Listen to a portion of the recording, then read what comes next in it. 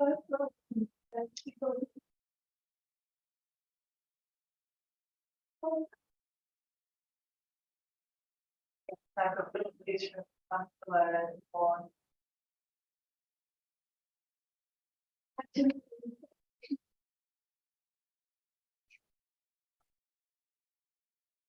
you said number 9, but it must be. It's multi-unit.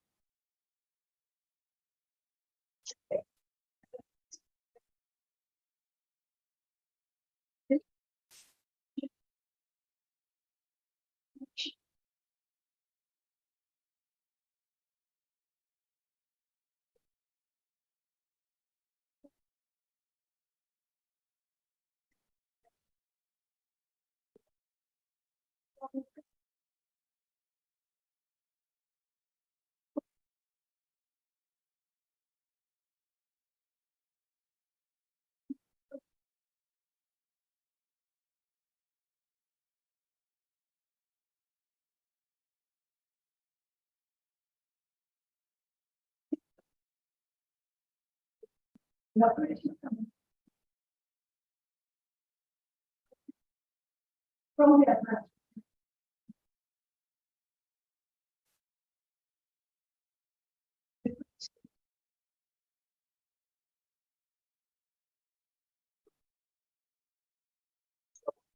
Possibility. So, with this, tickets are going to and fully operational hours.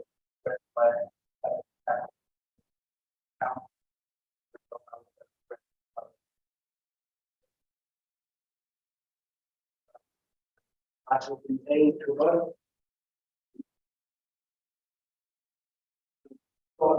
Already for locked up this for employees and I will keep that. So, right for the locked up problems and but nothing really changed from last time.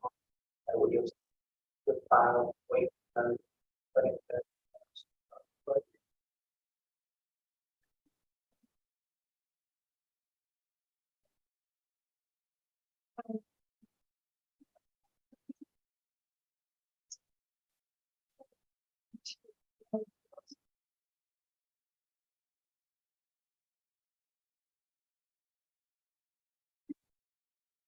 yeah, end of this week.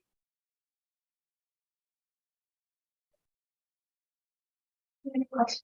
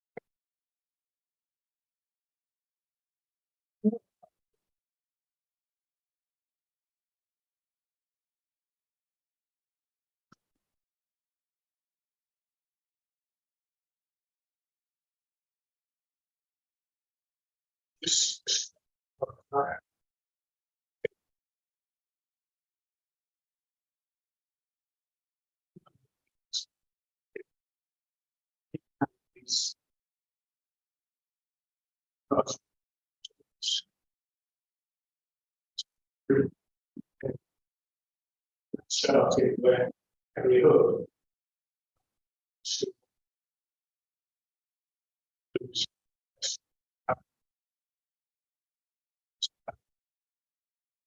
Sequence every hook. That's right.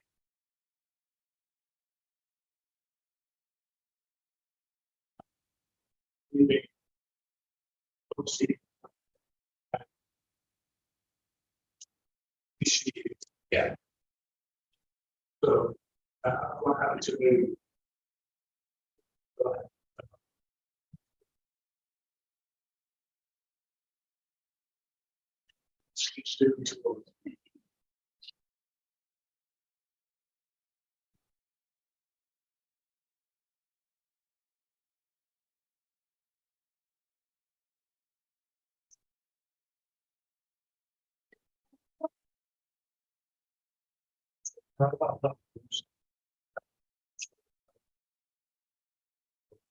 I think, yeah.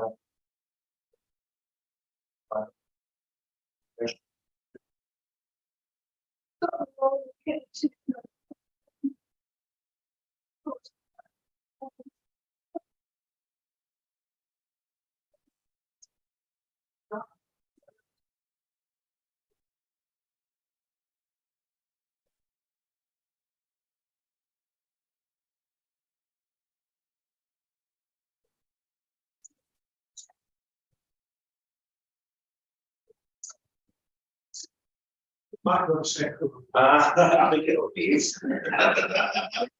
My hair's going back a little. Yeah, well, obviously, thank you, Councillor. Yeah, that's a great lot. Very, very important. You are finding it, obviously, we're cautious. And it's paid off because we brought it in well within it.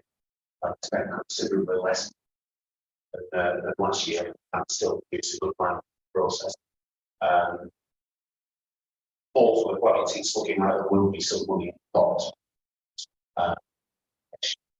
About onwards. Well, quite a lot of things. Fund that side of the best sponsorship. It's at the moment it's good enough. That's yeah.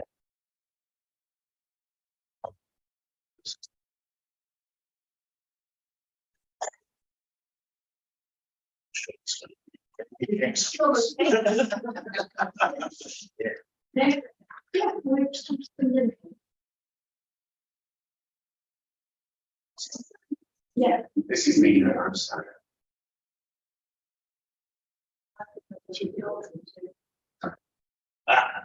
Shows your age. That's his.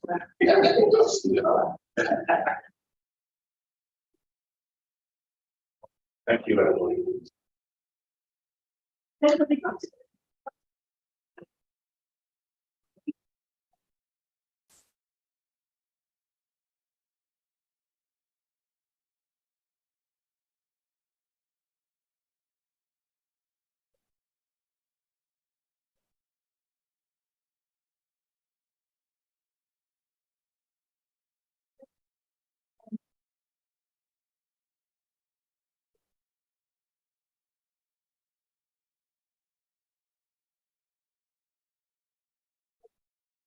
one small one on the first page, we're about halfway down, what the legal fees on the road about these that the people at number 9.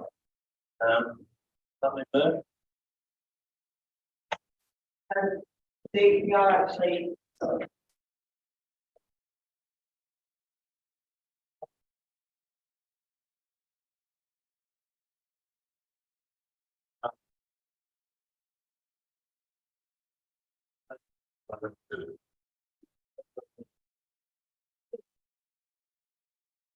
Understand this financial problem.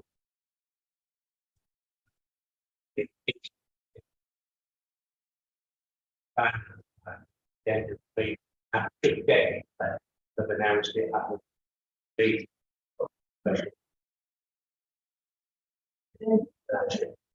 I don't know the end.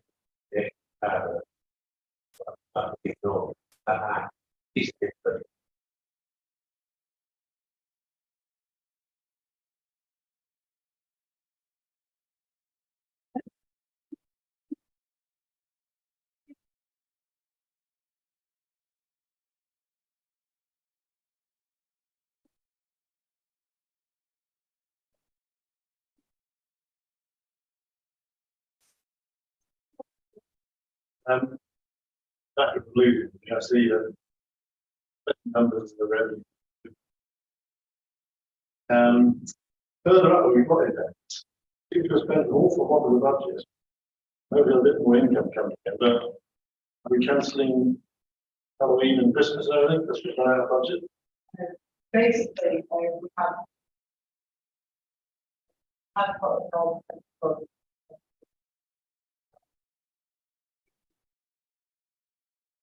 There is also a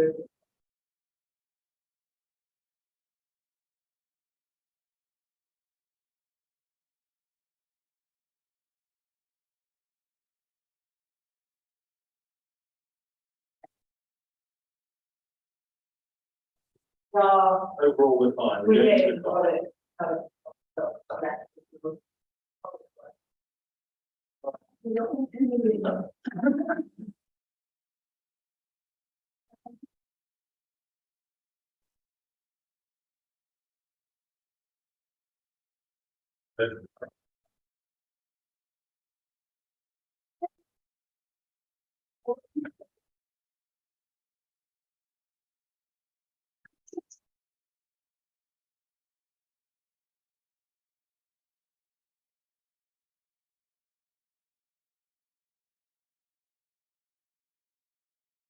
Thanks so much, Lee. Basically,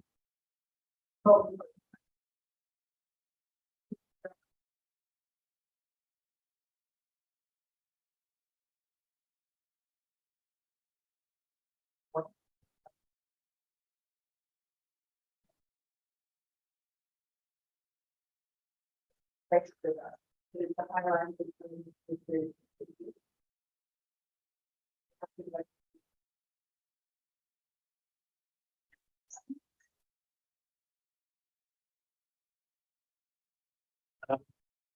It's all those highlighted changes, section 5. Does that mean that I shouldn't do it as a plan something off?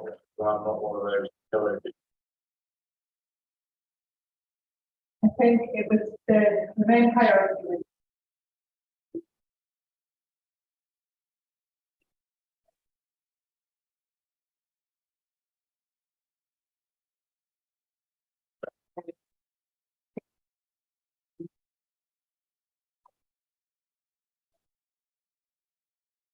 was going for No.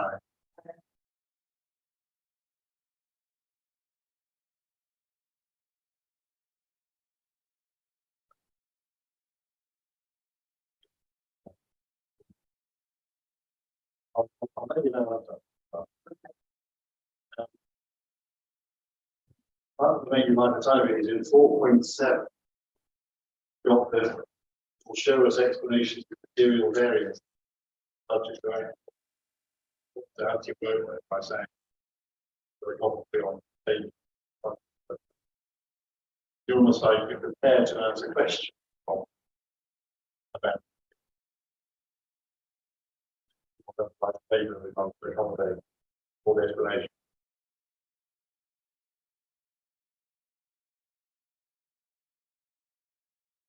That was all. Right.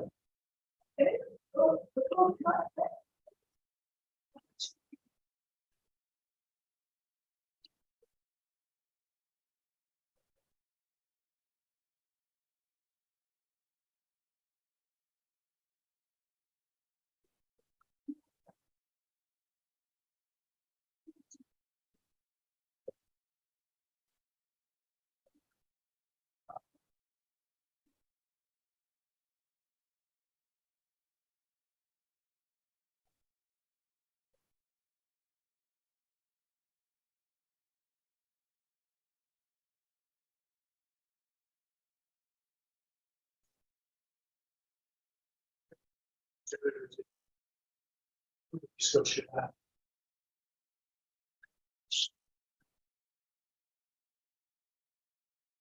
Job is getting pretty good at so in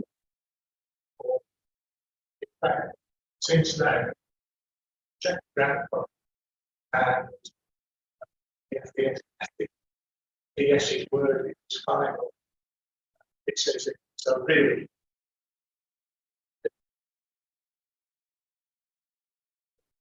bit of personal experience, because obviously I used to building and tidy stuff up. The comments they made about the number of people going, the range of people, the benefits it brought, I think that's fantastic. It did spread out a bit too much for far too many toys, but we managed to confine it a bit, making how big plastic toys are. But we managed to make it also they all had a great deal of fun. I think the children benefits from all and the parents really comfortable place.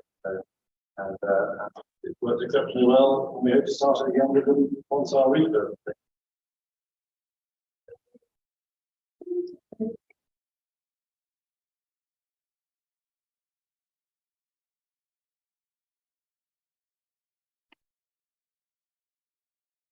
Effective, we don't.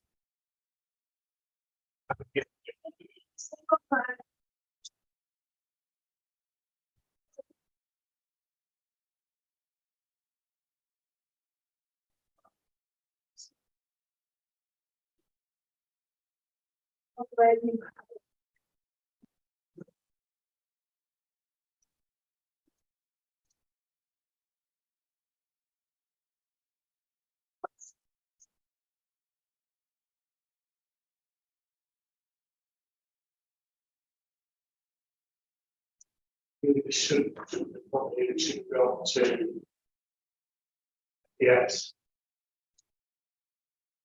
Should be discussed it. However, one problem we have is what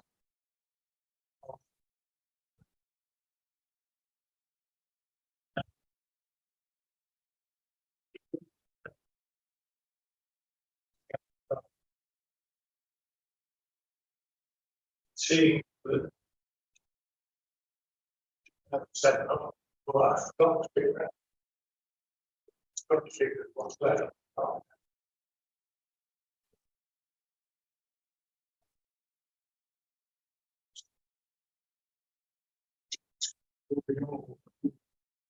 Yeah.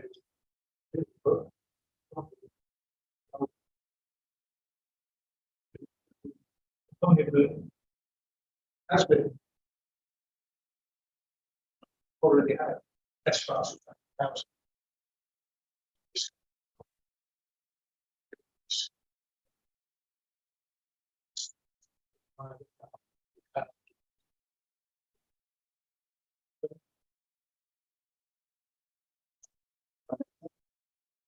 I know the town council has been generous to us. Years or so, we've got 10,000, 5,833 floodlights.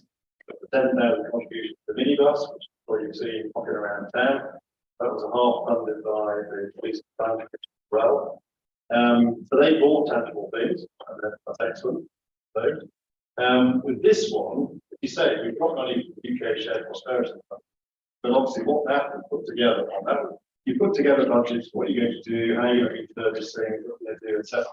And when it came to look at things like the solar array, we got quotes from 3 different companies. This was the best one. They were also integrated with the sort of stuff we're doing, lighting, what we've done. But they came to me recently and said, well, since we gave you the quote 6 months ago, prices have changed. So he said, well, I can do you this, I can absorb this, I can change this, and hence said, well, look, I could do it for an extra 2%. It also said the technology change. And the technology's changed as well. So it used to be, we put in a bid for a 10 kilowatt battery. But the huge batteries are about 6 feet tall on the roof. And that's the thing that feeds in and stores all the energy. And we've now got 8 kilowatt watts. And he said, you're better off getting 2 of those. So it's all about the upgrade on the battery and the upgrade on the panels, which have just been delivered today, actually, that part of it. And they're all sitting there ready to be done. So that's why I didn't have time to put it to FES in the first place. But obviously, the money that we've got, we haven't got the money actually.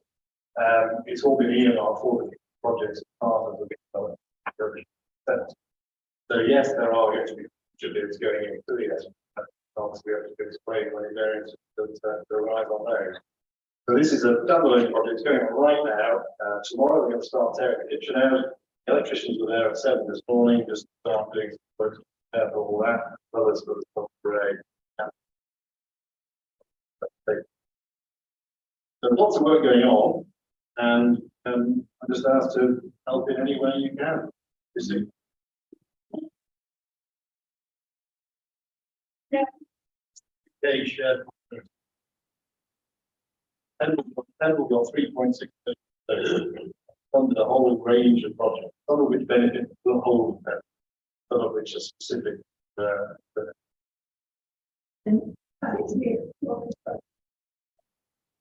Yes, and rather than when we spend things, we do a quarterly return to them, allocate the projects that have been funded by that, some that are funded by Edinburgh Council or the Parish Council, and then you make a return.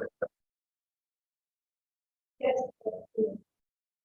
Can I ask how much is left in the book?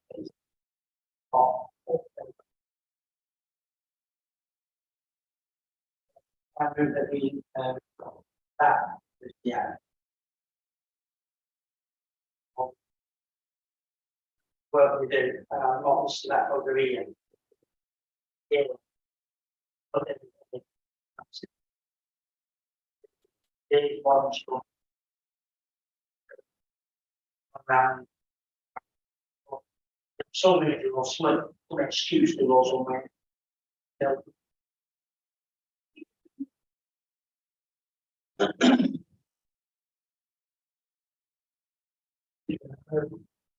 It would be from don't be for when you got 1200, you allocate that for about in somebody. Yeah.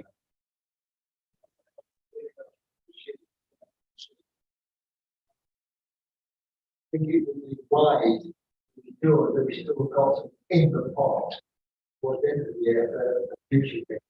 Not just put it all.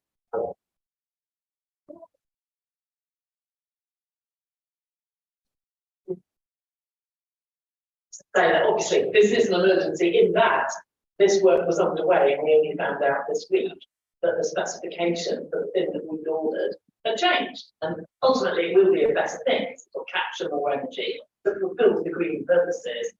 We have been working terribly hard with the young people of home. So for the last 3 weeks, we have 58 to 16-year-olds at our centre all day long, 9 until 4, doing a panoply of quite dull but also quite fascinating things, really an enormous range of things. And we are by far and away the most popular holiday activities with food that Pendle Council have. They're usually spun people that only look after 15 or 25. Truly, we were only funded for 40, we took 50, and we probably, with the demand that we've got, could take 100. I was fielding calls every single morning from desperate parents going, can you get them on? I was like, no. There was one granny rang me up at 7 in the morning, and she'd got a very disconsolate 12-year-old that she'd been tasked to look after. And she said, well, why can't you play with your friends instead of just being so miserable? And he said, I can't, they're all at camp. I need to go to her. So, you know, we are affecting a lot of people's lives. Pendle Council used to fund a thing called a walk around, which we used to do with the Pendle Forum. And the funding for that ran out. We still fund that ourselves. So we're walking around the streets every week and speaking to young people. And part of the reason that our app is so popular is because they are the people that are coming. They're not the joiners of things. They're not the people that do after school drama normally. We know them from the streets. That's why we're such a popular song. And the police say that we are making a very, very real impact. And the schools say we're making a very real impact. At the end of term, I went in and did a whole morning at Park High School. We were asked to do all the transition days with all the secondary schools. That's how embedded we are into Cone young people. And there's no other group like us in terms of volume for that.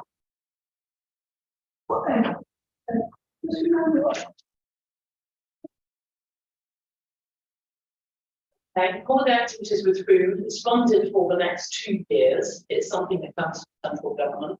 It's something that's to do with sort of levelling up, really. It's for lower income families, and it's not only activities, it's socialisation, and it's rubbing along together. It's part of its routine, really.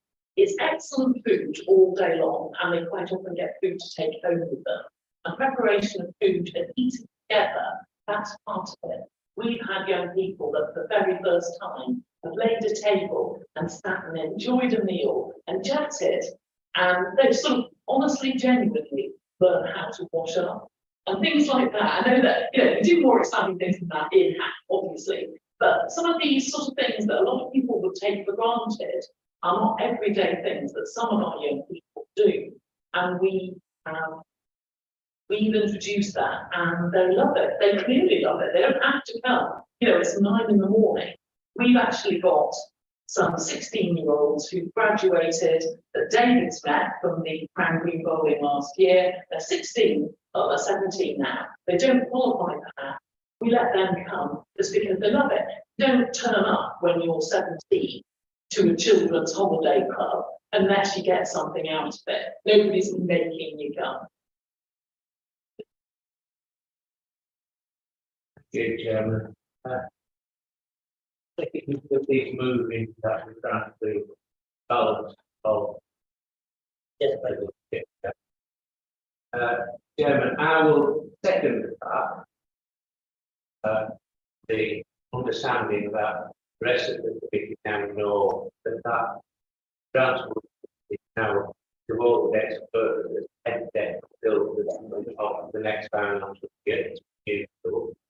I'm not unduly worried about it being halfway through the year, the transport having been because most organisations have the transport do find that if the grants are working properly, people will be back halfway through the year and it's done, and that shows working properly. What shows it's not working properly is when you end up with some of it left at the end of the year and no supply. So it does show that the grants are actually working. And it's unfortunate that it couldn't be higher than it has been total during that grant. But we all know sat around the table, apart from the new members of the board, that last year, around about October, November, December, up to the beginning of this financial year, we were struggling to keep the precept of bonus we could balance the book. Some budgets did have to get cut, and the grant was one of them. But I would say that would be, we might as well take it down to 0 and 1215. We might as well take it down to 0, but that would empty and not available until next year. We'll have a new budget.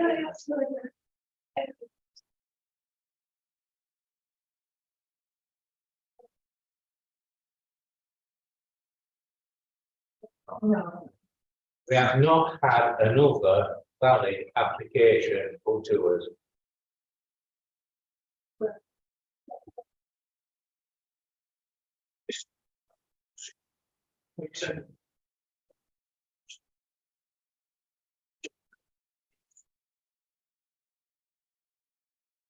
Actually, when reading this, taking the original contract.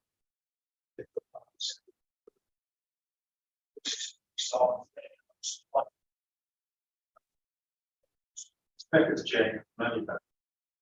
Don't make one more, and this one was better. I think our aim is that we get this work done over the next month. Kitchen plus heating couple ones already. Then the thing we hear most when we anyway, fully, you know, rather than but they wanted a proper drop in.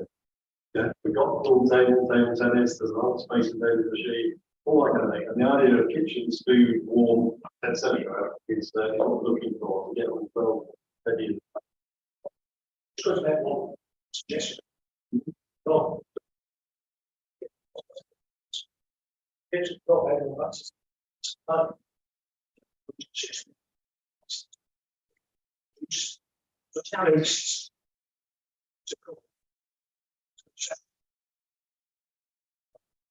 Online. Lots of turbine involved and all of that. Like all our contractors, we try the wants to be mentioned in PR, etc. What your name associated with this? They have squeezed it a bit. They have taken. But yeah, we have. So.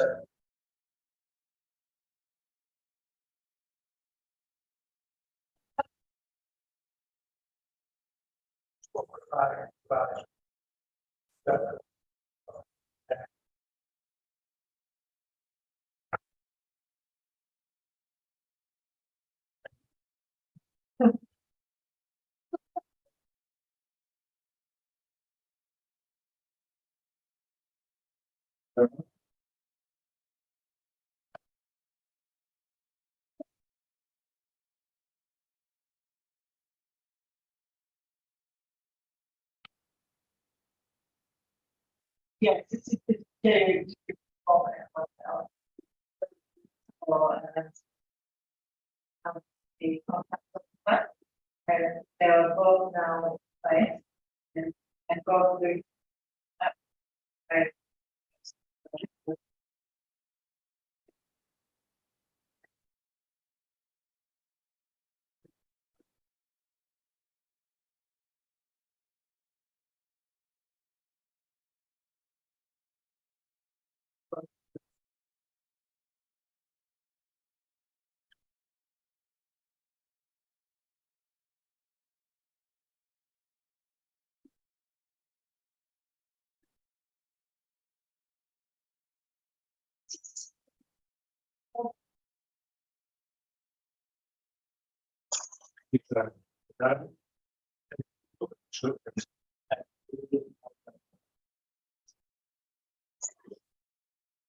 They're on my email.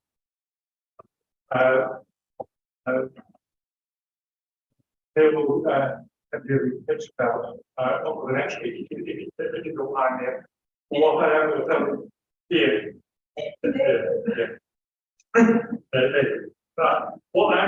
What you will see when you actually see the pictures, I have actually got them online.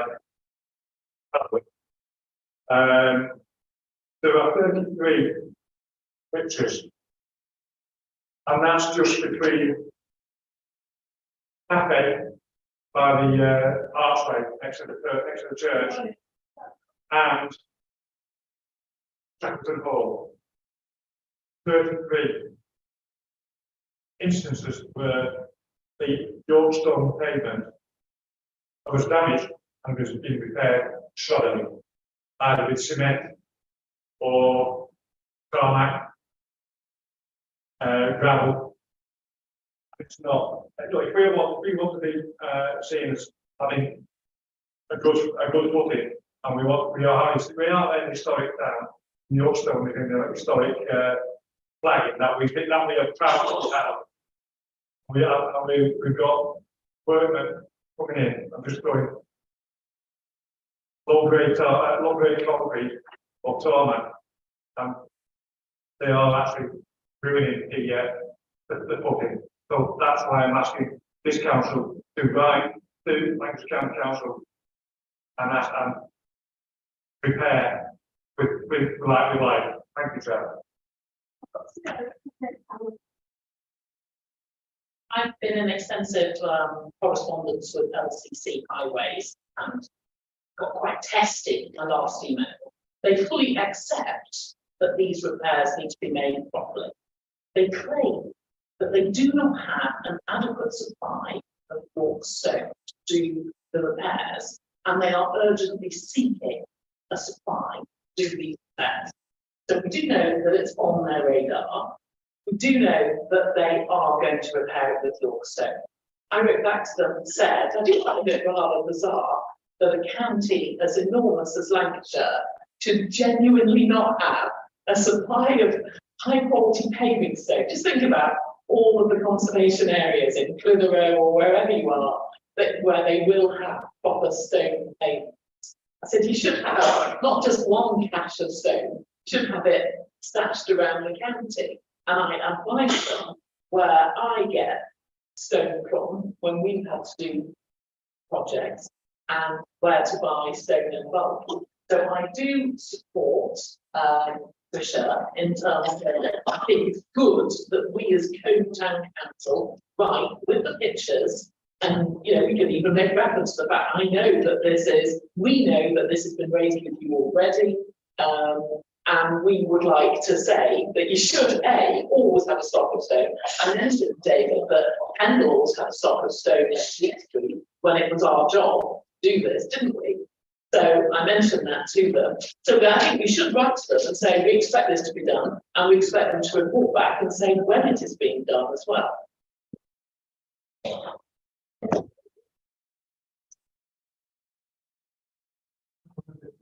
When we take it to the those stuff. So we're like to get that back again. I do know where was the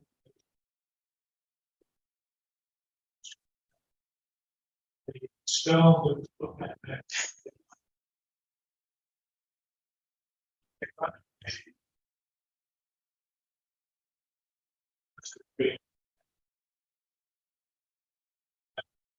So saying that, but that doesn't mean there should be place that we, if they can't get Goldstone, so equivalent that will at least be wearing it 30 years back. We know Goldstone for the last several newer so it's so fair.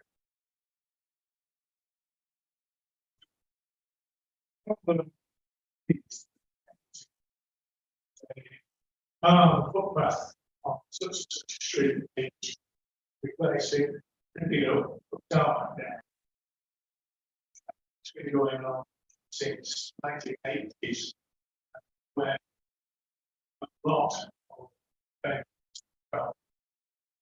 things will be done and replaced.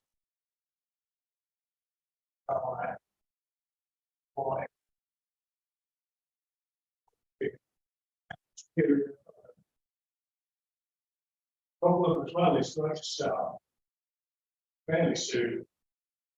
With rock paving go through the short age, particularly where vehicles are put on.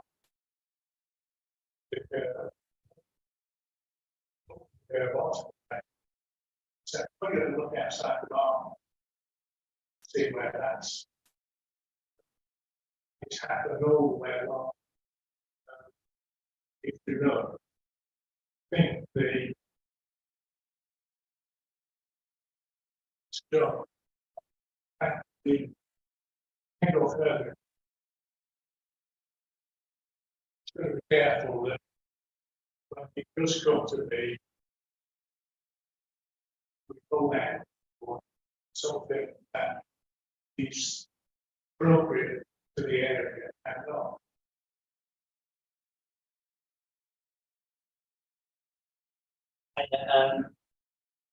Couple of things. Today I looked at maybe 2,000 tons of road stone. It's at the end of the Great Old.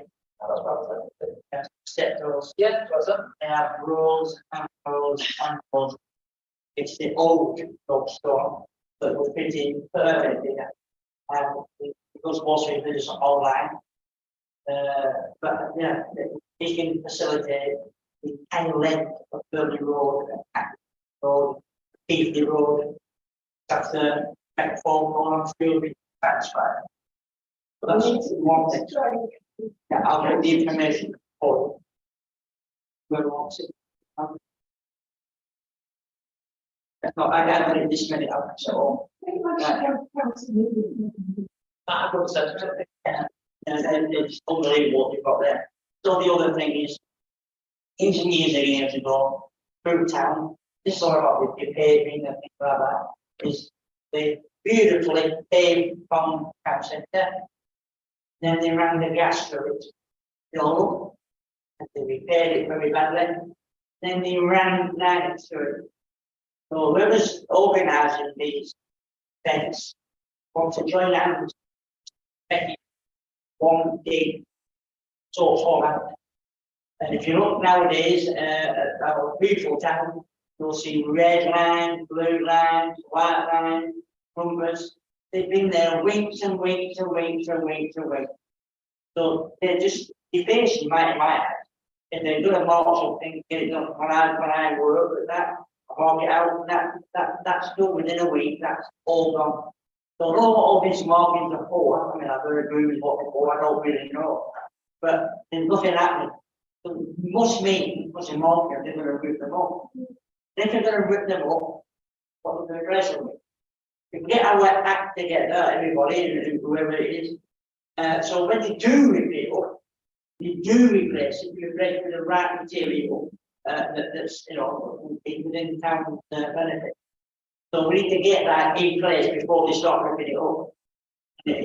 Where they're going on this moment time, they don't seem to look forward to the end job, they look, set all the lines, got people to come in, but I don't see no evidence of what's happening afterwards.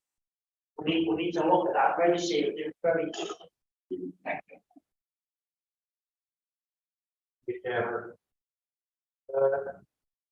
The flags at the front of Parish Church are actually, believe it or not, they're in Bristol.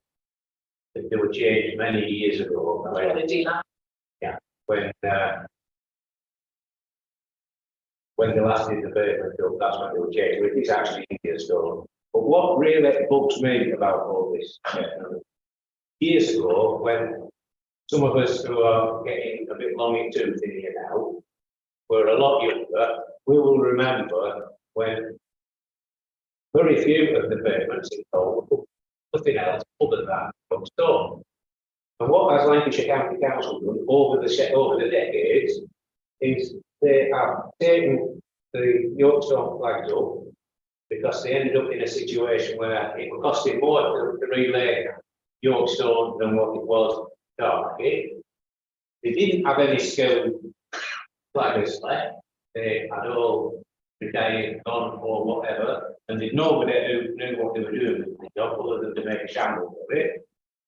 And they should have ended up with a great big supply of Yorkstone that they certainly took up from Gone and Nelson and various other boroughs, in East Lancashire. But they haven't got it. Because what they did, I think, being cynical, I think they never intended ever doing any pavements again in anything but Darmac because it was cheaper to do and easy to do. And I think they flogged off all the Yorkstone, and I think it's a case of with no Yorkstone left because we've flogged it off, pocketed the money from it, rather than they have used up all the surplus stone flags that they should have been. And I think what they're actually saying is, they're not saying there's no supply of Yorkstone available to replace the pavement in Cole. But I think what they are saying is, we have none left that's free to us because we've flogged it off and we'll have to buy it back. And I think that's the crux of it, Chairman. And I'm being cynical there, but I think they can't replace our Yorkstone with Yorkstone because the stuff they took up before and put back down, they have no longer got it because they flogged it off when they took the highways agents service back. Can I pop in this 1 minute? I'm sorry to interrupt you, but the big flag outside the door there is worth about £1,000. So that will give you some estimate. So even the little ones are worth £40, £50, just the single ones. So when you put it in meters, just measure them like that, square meters, that's what you pay. It's gold dust. So that's a fair question. So I will follow David's argument to a point, because it's certainly true to say, in my belief, But they have decided now with that, stone, this, tarmac, the rest of it. But there was such a hue and cry from, well, I was one of the people, there were so many people that complained about it within conservation areas. They actually did make a formal resolution that in conservation areas, so not anywhere else, that's critical, I'll come to that in a second. In conservation areas, it should be compliant paving, and certainly here. I don't agree with you. Yes, they don't have any that's free, but they say that they are sourcing it and looking to source it in bulk. But I think we need to keep the pressure on.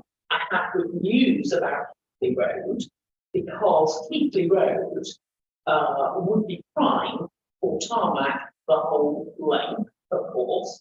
And in fact, I had a little bit of a spat with them for they replaced some of the sort of 1980s paving outside the former co-op. And that officially is not the conservation area. And they wrote back to me smugly. It was a really insensitive repair. And they wrote back to me smugly and said, there's nothing you can do with Nashville as much as you like. It's not in your conservation area. So I wrote to the portfolio holder and said, it's adjacent to the conservation area and it has a deleterious effect on the setting of the conservation area. And he wrote to the officer and said, get it done properly. So we do have that. So with Keighley Road, we have had a quote to make the conservation area Keighley Road and Carry Lane, which is being paid for by Conarea. And there is, would you believe it, a special officer who is in charge of heritage pavements within conservation areas, and they have a budget. So he has been on a virtual tour of what will be the new conservation area for Cone with Ash and myself. There were two areas. It's outside the cricket ground and outside the cemetery, but the paving is non-compliant. But he was very impressed that the rest of it looks fine. But they've set aside a budget at LCC to redo the non-conservation area compliant areas. So you're not in an area of that group.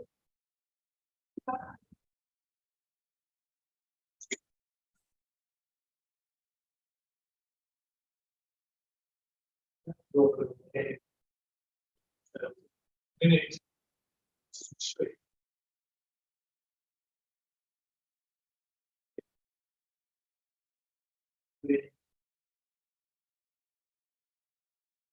So I think trying to these parts that quote, I suspect that a good deal of them are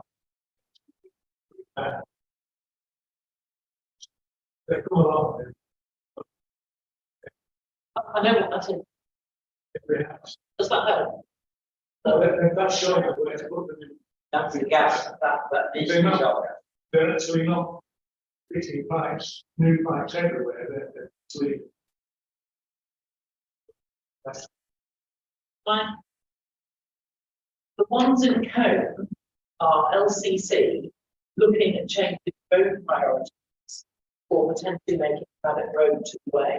It was hugely irritating to the bid because they had just spent, I think it was something like £5,000 power washing an enormous area right down to the bottom of town.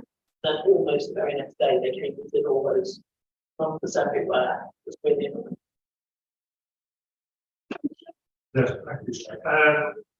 One of the reasons why I'm against tarmac interior paving is we have some beautiful trees, and you've got interior paving, and the trees they're living beings, and they grow, and their roots just pop through, and it makes it hard for people who are unsteady on their feet or in mobility scooters upstairs, whatever. That is one of the reasons. That's one of the reasons why I'm hoping that we can get our India stone. I'll bow to David's knowledge on that. What we've got, we do want the jokes, and I actually thought it was. But I'd rather have India stone. If I can't get the Yorkshire, I'd have India stone rather concrete slabs or concrete, just lots of concrete or lots of tarmac. Tarmac and the concrete, but that's lawyers, just that you'll see in the pictures that Nick will send you, and hopefully we'll send you through this week. Are an eyesore, and they're very inferior, and it does detract from the beauty of our heritage area. So that's why I brought this forward. Thank you very much. And it is something that.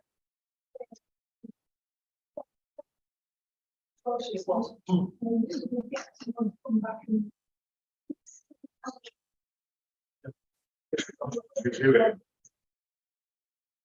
I just want one question really.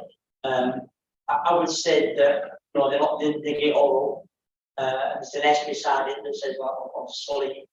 But the paint they put on, and the deck metal, you know, if they go underneath it, still the paint on the top of them. Yeah. So they still ruin it. Yeah. And Apparently it's special thing. or 10 years, well, I don't want it there, or 10 years, 5 years, whatever, it's what was taken out. Also, thank you. I did look further on, they were taking care of the tiles. Deck. Yeah. Yes. Possibly. Certainly the bit of the road that Green Stacy, beyond the. They made a better job than usual. They made a better job than the county did on there. Filling, which between grandchildren with their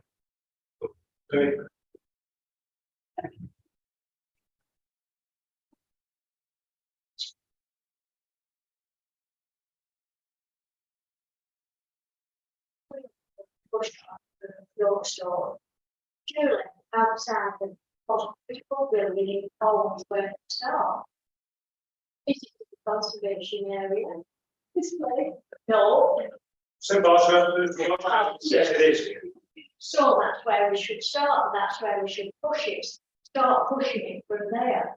It doesn't, I don't think it matters so much. Yeah, it does in the conservation area, but I don't think it matters so much if it's maybe in front of your house. But in front of that place, it matters more than everything. Everybody comes to that, and what they stand on in your storm and all that. That's one, but that's where we should. But if we're pushing it, that's where it should start at. And I agree with David, because I've got told cobblestone, that's where everything's gone. But tell them about, yeah, there's more to it. That's it.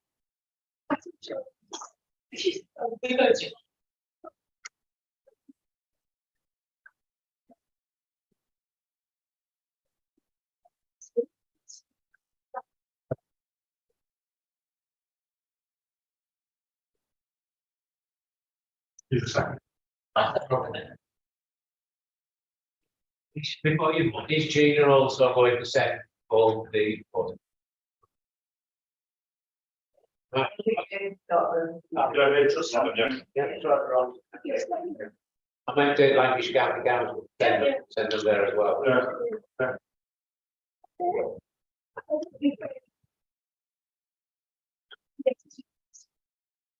Yeah, it was just, yes.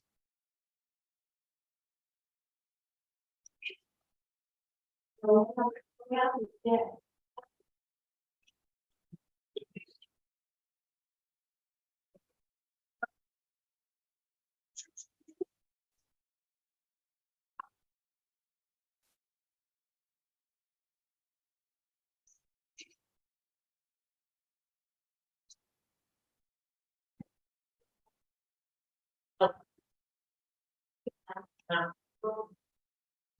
So now this is a slow process. Okay, you do know that. Yes. So it's probably, honestly, almost a year ago, I was asked to go and do an assembly at West Street. I parked my car in that car. This big dog that was on top of the car next to me, my car. And I was watching these dogs and I thought, oh, I don't feel very safe. So I reported it then, and that's, so it's been all this time. Well, I thought it was the year before that. Okay. Down in Watford. Oh, yes, no, we obviously they've been around more times since then. So, seeing this on the agenda, I wrote to Tim Horsley because I kept in touch with him. I don't think I'm saying anything that shouldn't be said in the public. But residents on Midgley Street, the dogs are almost the thing. They've had stain matter, sanitary towels thrown at them, horrible things in their garden. It's been awful for those residents, and they've had to give statements, and some of them have wanted to, and they've been verbally threatened. Anyway, so all kinds of different legal processes have been gone through. And Tim Horsley, who is the Community Protection Coordinator at Cambridge Council, right here, they were served with a CPN and they have reached that. And so they're now in court in early September because of that breach. And he is looking at options for court orders related to this conviction. I've written some more about tonight's meeting, and then he wrote, I will check further with operational services. The prosecution is around what we really evidence. So this is people who are prepared to give evidence. So I gave a statement about my experience in the car park, and it's the more you have of them, the better it is, really. Different people, different times, different places. The prosecution is around what we clearly evidence, as we cannot use third party reporting, i.e. you tell me something and I tell him. It has to be, it's happened to you for a criminal offence. So that's where we're up to, and I get it.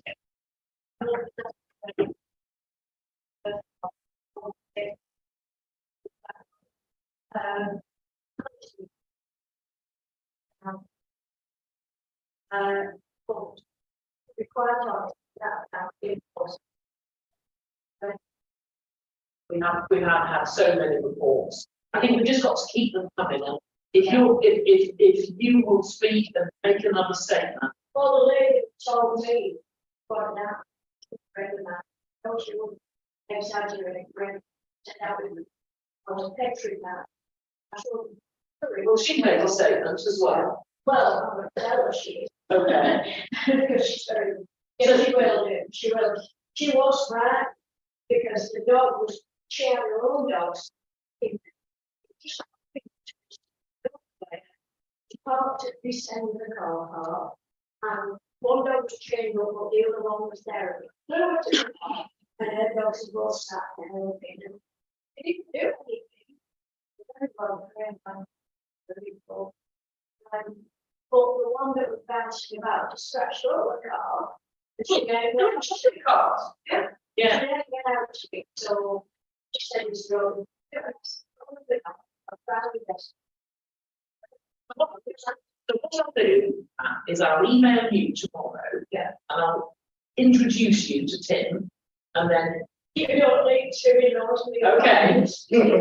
But like, say that we have this discussion, and that you've got a friend. You know what it'll do, always that text. Well, that's what he needs though, because it's the evidence that they need for a criminal prosecution. So Yeah, I'll do that tomorrow. it's no good, it's just doing anything. They've got to do something. I mean, the people is happy. The people speak very difficult. If you get people to stand up and say what's going on. That's And it. I explained it, but you can't stand and tell people, don't know about it, because you're not helping these people, you know. More people to stand up and tell.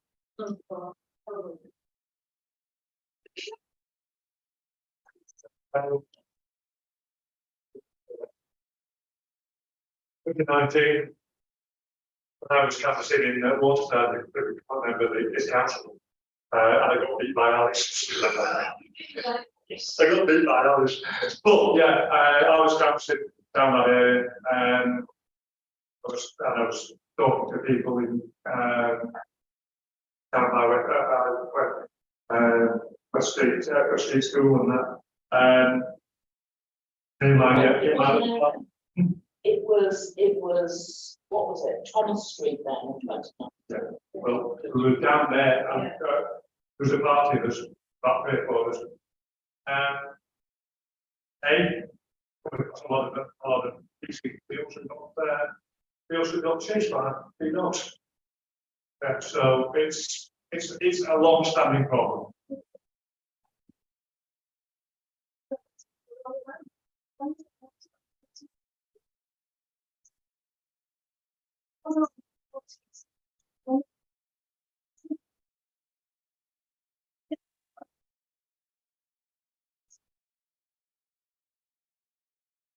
So much. And thank you for the 92.4% of Comas voted in the neighbourhood plan referendum for voting yes. It's such an enormous relief after 6.5 years to get this over the line. Believe it or not, it's not actually yet formal. It's not formal until there's a meeting of the exec on the 23rd of September. But Neil Watson has done complete training of all of his planning officers so that every single report, but the most trivial extension now, references the neighbourhood plan, sign code. They've even apparently, and they were against this at regulation 16, our significant views analysis. They have apparently gone and driven around all of our significant views and analysed them. And already at Cone Area, the neighbourhood plan is, I think, making a positive effect on our planning applications, because it's quite often, you know, say, well, we don't agree with it, but there's nothing we can do under the NPF, or there's nothing we can do under the Pendle Core strategy. But now there's more likely to be a chance that there is something to do over because of the neighbourhood plan. So it's such a relief. And I would say that really flowing into the next item, what we should probably do now is focus on our response to the Pendle local plan and take this off as a standing item for a bit, and then bring it back on, because seeing how the Pendle local plan develops will in some way inform the next iteration of our neighbourhood plan. It's not that we're giving up on it, we're not giving up on it, it's just that we're having a bit of a rest, I think, if that's all right with the rest of you. So do you want me to sort of go into the next bit? Yeah. So the Pendle local plan, I was a bit sceptical before I read it. Because you know, perhaps you don't know this about it, and I'm chairman of the Climate Emergency Working Group on Pendle Council. So I was a bit like, oh yes, they might have just stuck some green things on it, you know, make it look good. But actually, it's a really impressive document. It's very clearly written, and the green agenda runs all the way through it. And I think I've already said, if we were starting again on our neighbourhood plan, that's something that would be more informing our plan than it did when we started 6.5 years ago. It's something that we would want to embed more completely in our update, but it's very much here in this. So I went through all the policies with an eye on Pendle Council, with an eye on Combe Town Council, and with an eye on our neighbourhood plan, and came up with this draft. And then I looked at the areas that are not local green spaces in our neighbourhood plan. And I asked Nathan, because Gina was on holiday, could we have it represented so that we could look at what I've written and vote on that. And that would include the upper rough, because of course that was part of our neighbourhood plan. And you know that it's passed paragraph 102 of the NPF. So there's no change in stance of the town council there. But then, I also, because I don't like forms, got David to fill in the forms for the benches, which of course you may remember came to us after we were at regulation 14. We had our opportunity then to turn back the clock and go back a year. Frankly, I wouldn't have a nervous breakdown. But it's something that Pendle Council could legitimately include in its local plan. And similarly, and looking at Ian, and I totally agree, but it was never put forward at the time, Briarcliff Avenue is also an outlier and something that we could put forward to Pendle. So therefore, we have the Upper Rough, which I think we could take as a vote within these comments, and I would like to make an addition. I read it through this afternoon and I thought I'd made a big error, so I'd like to make an addition to it. So as it stands, with one additional local green space, then if we could have another vote on the benches as an additional green space, and David's filled in the form, and then another vote on Briarcliff Avenue, putting it forward.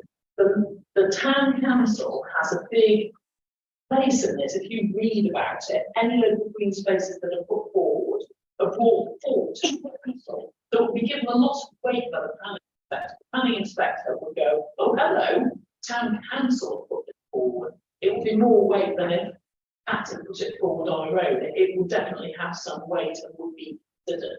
And obviously, I think that all three really should be put forward. So sort of coming to my big error or omission, I went through it logically, but I wasn't wholly logical, possibly because I was a bit tired. And if you come to for site allocations here, obviously, for us to have these local green spaces, we really need to encourage building on brownfield land. And I think all of us in this room feel the same about that. We do have brownfield land and we do have buildings that need to be converted. And they haven't wholly been properly exploited because people have always said, oh, what about the viability? But I think that we should not support building greenfield land. And I haven't written anything in the copy on this.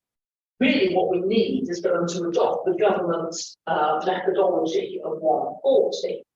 So I would like to propose that in addition to what I've written down, that I write a form of words for Gina along the lines of AL01 housing site allocations.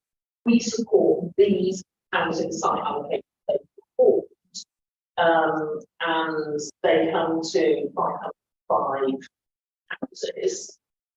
Because we do support that, and that we say furthermore that we support the government standard methodology of 140, because it's quite clear that if the planning department were to get its way with regard to the economic headline report, this document, they would increase that housing number by a factor of 4 based on job creation. I mean, David's probably the best person to talk through these numbers, but they honestly don't make sense. It's something like, if there are 2,100 jobs that will come to Pendle between now and 2040, plus the historic population growth, which is 7% or something, but it's only in one borough, in one town, then we need to build, to cope with the 2,100 new jobs, 2,700 new houses. Well, that doesn't make any sense. It doesn't make any sense at all, because it would be suggesting that nobody who was in Pendle would get any of the new jobs right now. They'd all be new people, and then where are the other new people? It doesn't make any sense. And then we said things like, have you done an analysis into multi-generational living? Have you done an analysis into home extension, which are very, very popular right across the borough? It said no, we haven't. And then if you read this report, it says that we are one of the most overcrowded boroughs in the whole of Lancashire, the second most. But what do you think the figure is for overcrowding you know, in a house, what is average number of people in a house in Pendle? I'll tell you, because I think you're going to get 54 or something. It's 2.5. And they're calling 2.5 overcrowding. And it's not overcrowding, it's families. I mean, Gina's not going to throw her children out and think she's overcrowded with them now. That's family life, that's what that is. It's not overcrowding. I don't really accept it, if I'm honest. I don't accept this document here, but there is a danger that if we don't write that we support the 140 and the housing allocations as laid out in this appendix, that this document might hold a bit more sway. It's quite clear that when it comes to inspection, the barrister teams for developers and speculators will come in and say, you need this, you need 2,700, and you're going to have 2,000. What it is guessing. It's guessing with some facts, but it's not guessing with all the facts. I don't know whether any of you heard of Goulding's theory of complexity. It's something that I studied at the university, and it's talking about mathematical modelling of things. So if you look at an amoeba, you can mathematically model it. It's very, very simple. It takes things in, it takes things out. You look at a higher order thing, it becomes more complicated. By the time you're on human society, it's so mind-numbingly complicated in terms of inputs and outputs, but actually it is even beyond the most amazing supercomputer to begin to model it. There is no way that this local plan has got that level of sophisticated modelling that can take into account ageing populations and all the things that are affecting our town. So this is a sort of complicated way of saying, I would like to add another little paragraph just supporting this next bit, which I unaccountably didn't do, which is the size allocation and the to take any questions. Oh,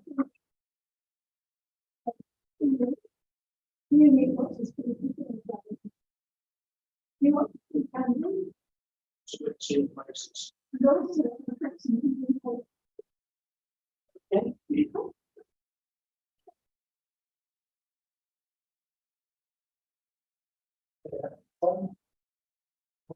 okay.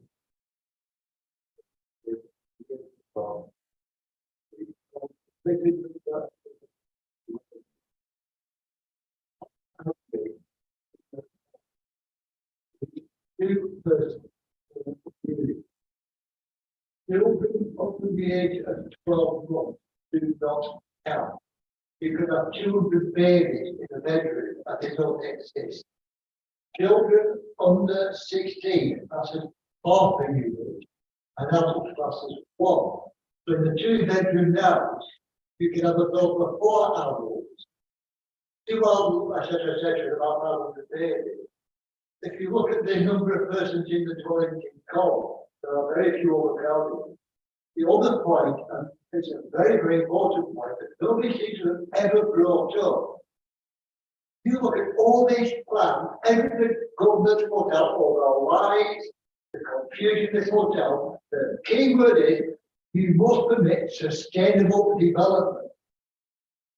Why is it that nobody turned around and said, what do you mean by sustainable? Simple. Sustainable means that development does not have a future negative impact on the area. The question we should be asking, nobody's asking, can the common sewage treatment plant cope with the thousands of houses we are told we've got to have? Can the local schools cope with it? Nobody's asking those questions. If the answer is no, then under law, we cannot be forced to build non-sustainable housing. Pure and simple. The government can turn around and say, we passed law, you have to do that. No, if it's not sustainable, the government can go and hang itself. Can I come back in? Yeah. I want to cheer you. No, the children are counted in the household size, but I would draw your attention to paragraph 6.30. So I'll read it back. as illustrated by the supporting sustainability appraisal. This is after loads of discussion about this document here. The growth provided by the 270 well, that is the minimum that would be there for economic reasons. Does not represent a sustainable approach to meeting development needs, especially when taking into account the council's zero greenhouse gas emissions today. The adoption of 140 DPA is consistent with policy, and it will allow growth to be accommodated within the borough's most sustainable settlements, supporting their regeneration and safeguarding the borough's high-quality landscape and natural environment.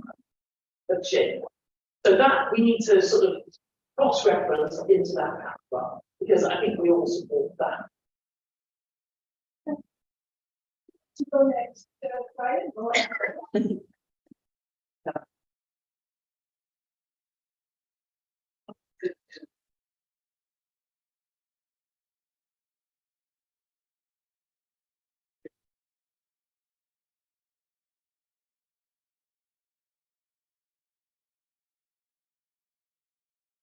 Reading the draft. Council. 6.7. Reference special planning expertise for helping.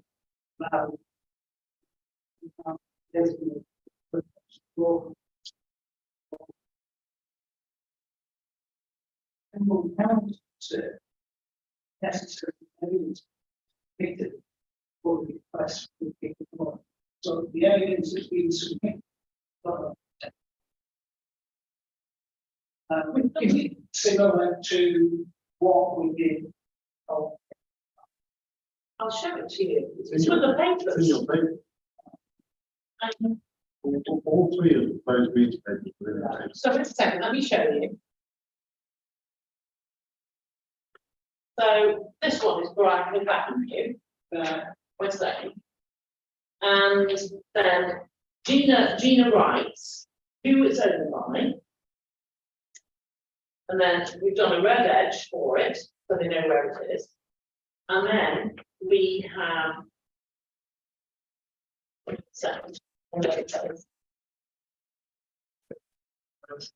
Well, that's just.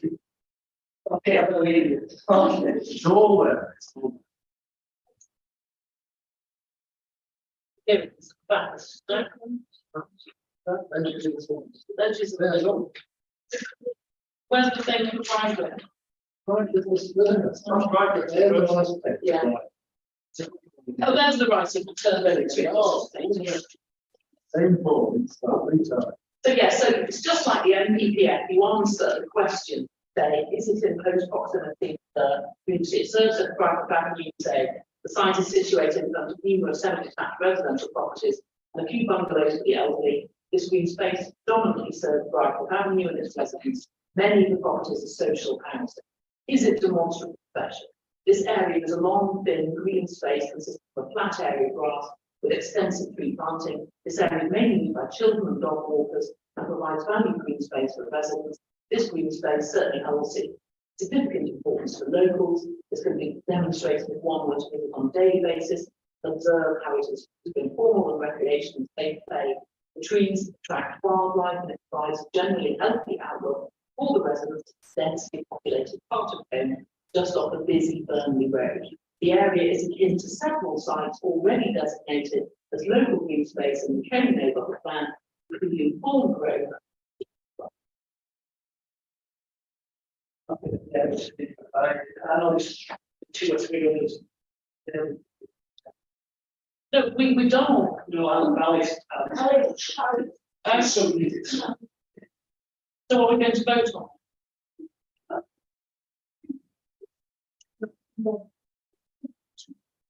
Practice.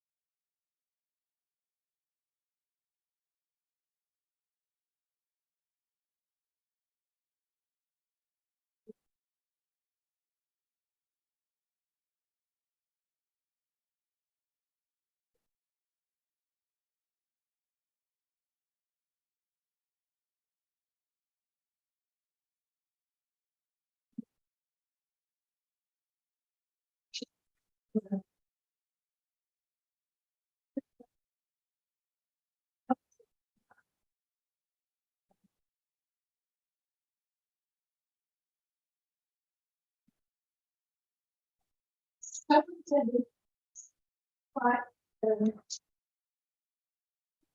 got it, so about health, emergency, health specialist, but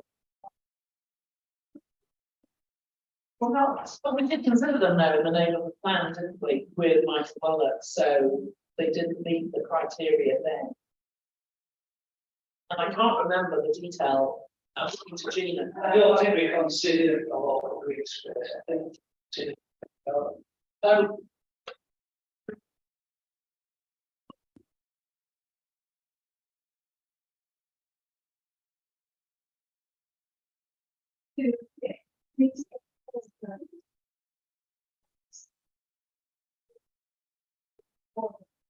Wales them, how big they are.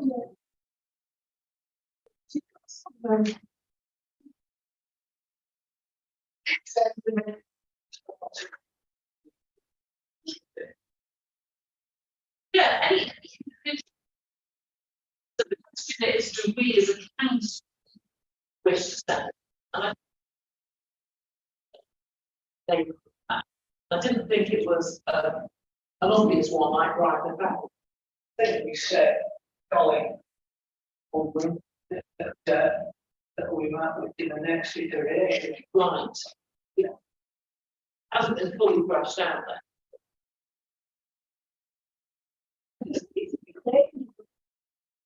And I text and I said, look, get the ball. If you can do something.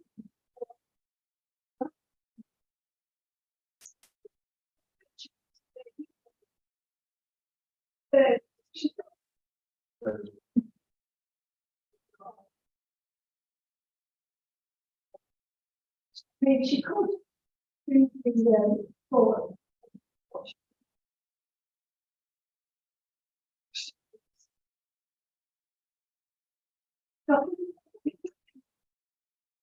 No, what she wants.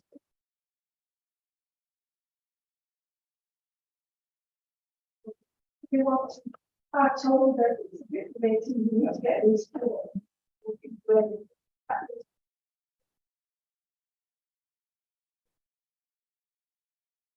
We are.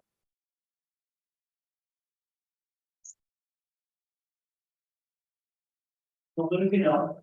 Six. With two. Next 12, please the same sale introduced. It should read SP. Oh, SP. Thank you. Third one. Town council has made a number of applications for local green space for the policy we have developed. Not this.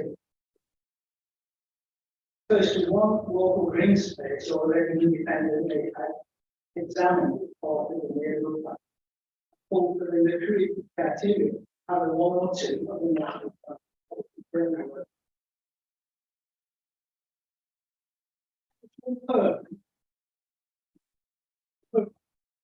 The criteria and what local plan for they want that's what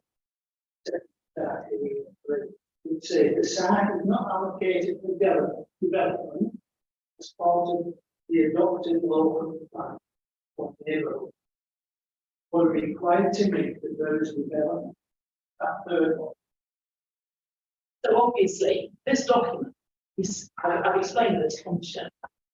We've got this document here, the header, which is suggesting there's going to be enormous economic growth and a huge influx, and therefore houses. And then we've got this document which talks about sustainable development, the paragraph 6.0, which talks about sustainable development and the standard methodology of 140 and the sites that I just talked about earlier that are all of them brownfield or brownfield and green.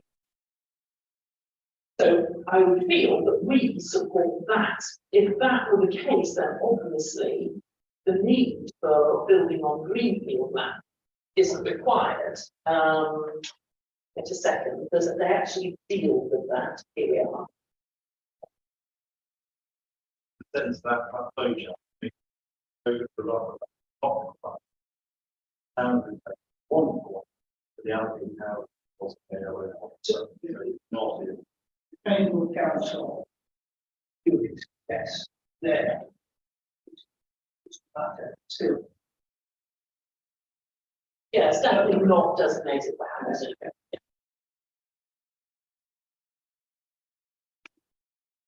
for PM22, I was in the town council, nothing to agree with Penn Borough Council. Believe that larger homes can be delivered by a semi. And you say that we don't agree to build any large detached homes. Well, not at all. Is that, I'm just suggesting that we need to go now. Yes. We especially support no more than half the land around the building being developed. That two-story extension.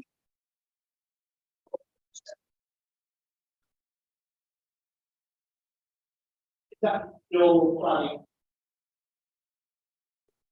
No, it's Half not. the land. No, it's not. It's not. Currently, we've had quite a few applications where people's entire backyards have been taken up, or nearly, except the space for bins.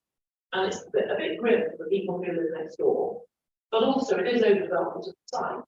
So this is a new policy that's over and above the NPPF and the core strategy, and I think that it's a sensible policy. But obviously open to debate, that's the point of bringing this paper here. If you think, no, knock yourself out, build up to the back wall, we'll have the debate. When you say it's a new policy, that you're bringing forward. No, it's in this document. All right. Yeah. What was this? Annual council just said, don't want that. Well, they wrote it. I think it's one of those ones, if you've got a row of terraces, someone could, I'm gonna build a massive big one, then, got shadows, overlooks, people around, and when they come out the back door, they're in the backyard straight away, Well, in the back alley straight away. That's all. yeah. Road. It's dangerous as well.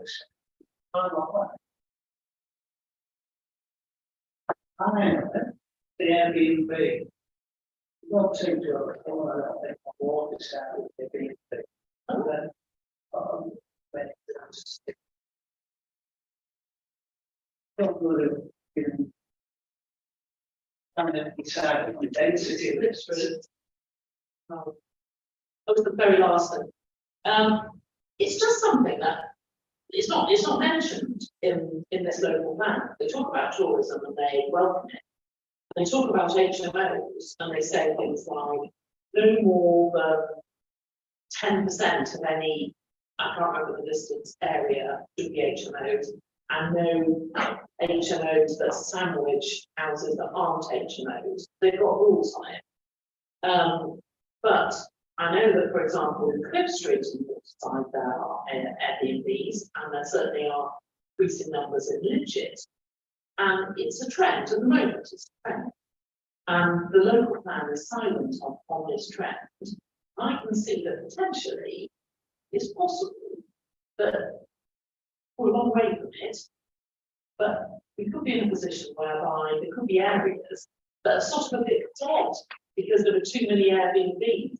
And of course, that's a great strain as well on refuse and the community, really. I don't know what the solution is, but the local plan is silent on it, and it is a trend. The Airbnbs are, I'm not staying.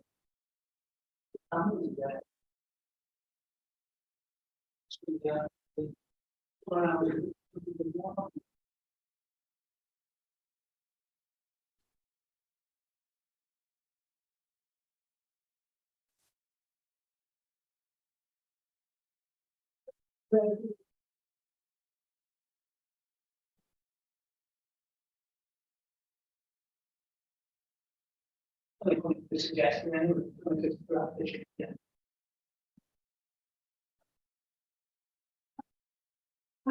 No,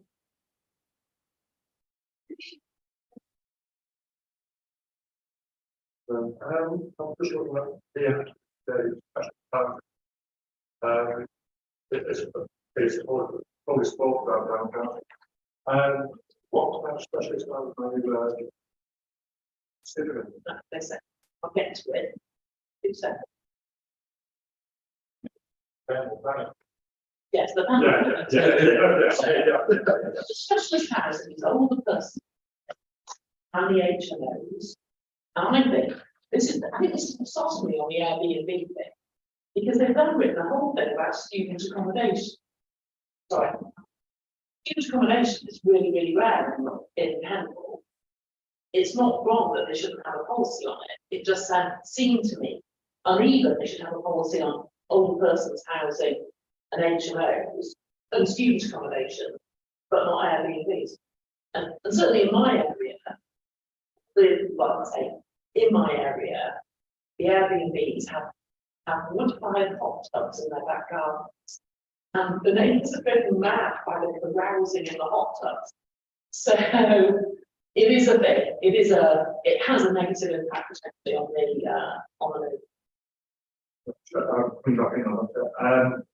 I appreciate the Airbnb, the need for elderly housing. Oh, that's a separate policy. Wait a second. Some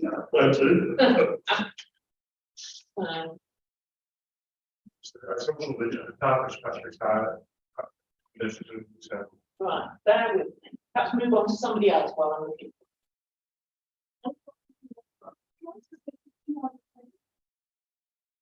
Well, Airbnb is fair. The other policies.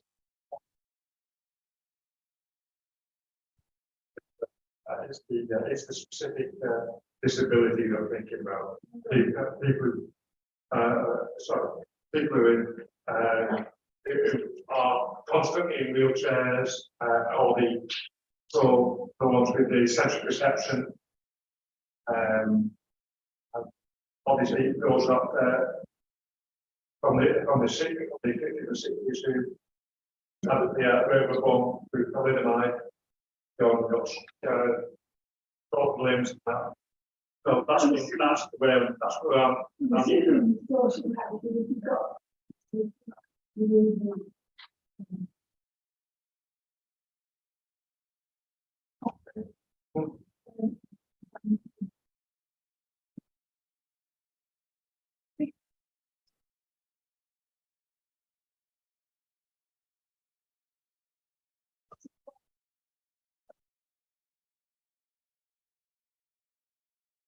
in the down there, you got.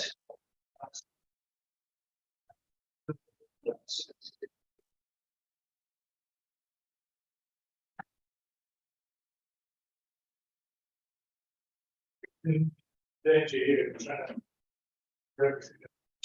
Positively, sitting on Airbnbs for me. I don't see a problem. I guess there would be a problem.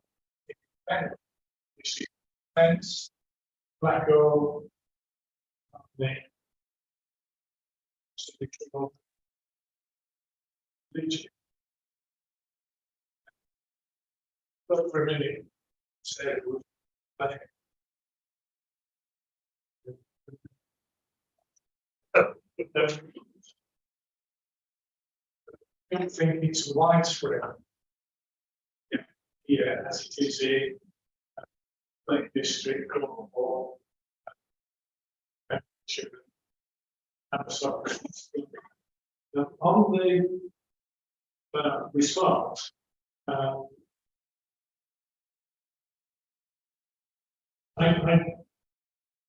in where it mentions DMO1, I think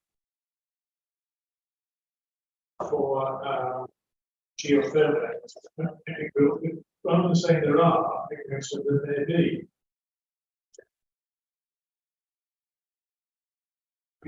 There are, there may be. I don't think enough research has been done on that here. Would DMO the last place. And that place where practically we should, we must, we think.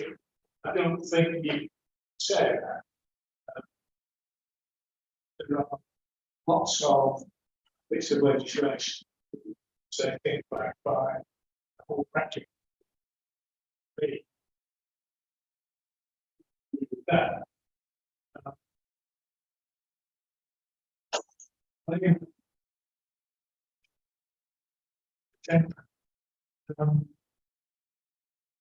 design code and materials is a good step forward, and we used to have that in earlier days when material, there were loads of material.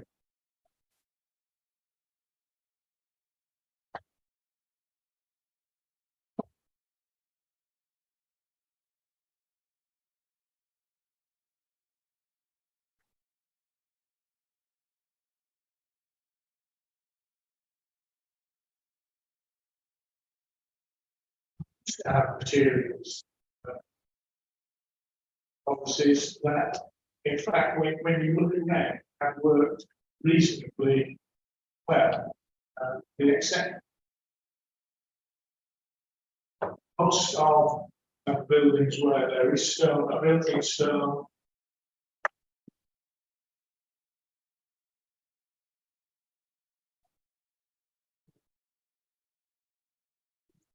That I agree with the point Brian made about lots of different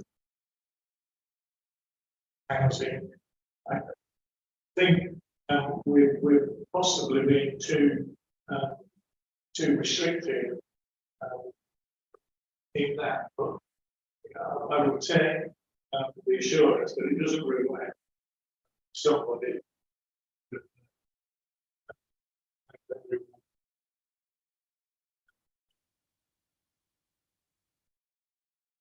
I'm not sure about the extensions and alterations. 7 meters away, but again, on food takeaways, yes, we used to have policies on automatic such engine shopping from right description. But certainly takeaways back in the day was building societies and state from around Walk Meadow, just again what is actually in the paragraph 734 appear the exception of South Field. They tend to be more industrial estates rather than there's Walk Mill, because Walk Mill and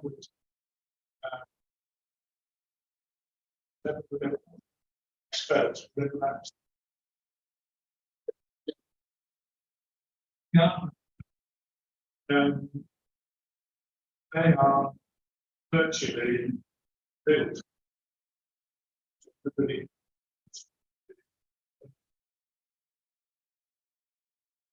One of the things we anything we can do from this level, it's a level where they what they're doing. Perhaps we could have so that we I agree with putting the big spaces in. What I'm not sure is possible at where we are at the minute. So I'm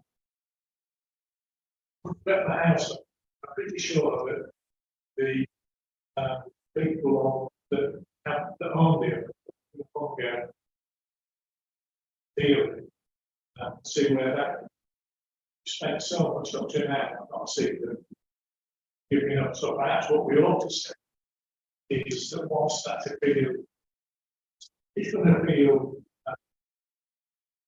is within any fails, then the upper of laws, we are prejudging something that may.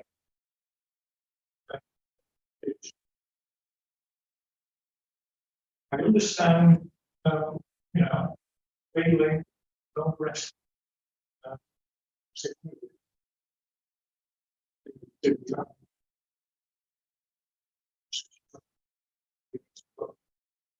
Many years ago, some of us thought not like being man cases, but some people thought it was a good idea to look at it at the last instance of time. And they kept it in. And what happens is the others do that. So I think at this stage it may be premature to put that in. Make other comments about rather right. That's a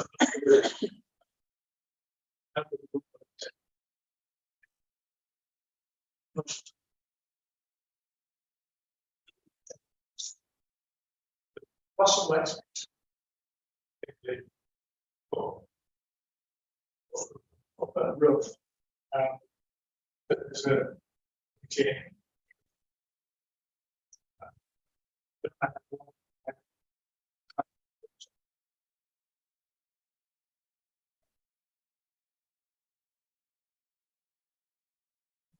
wondering whether I was on the developers side, and I start crying and saying, lots of years ago,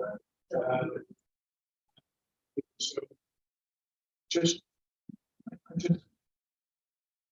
looking at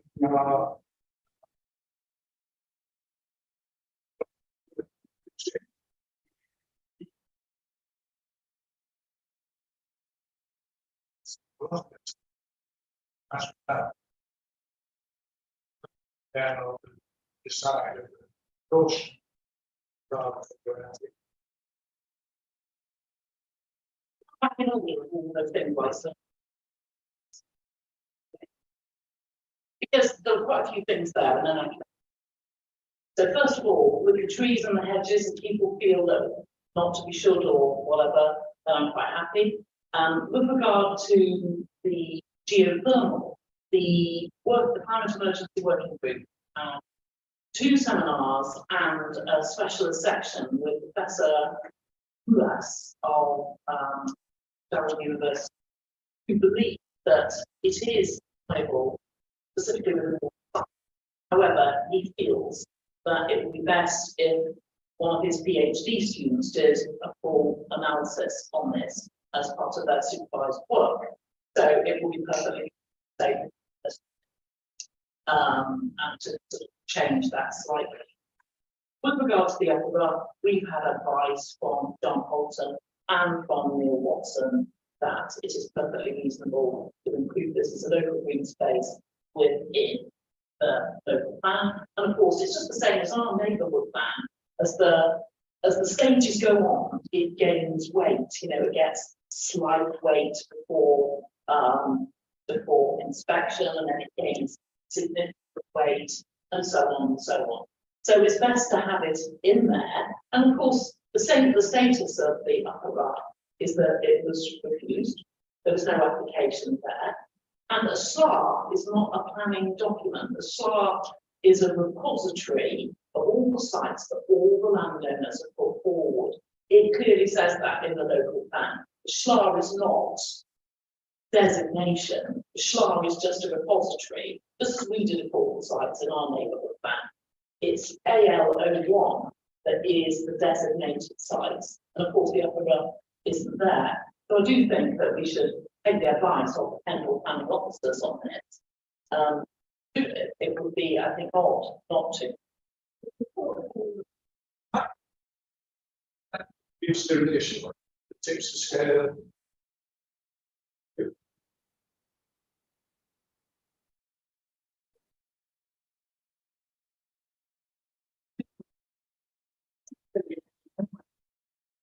We're not saying it, Inspector really is the planning inspector. Take the young. And.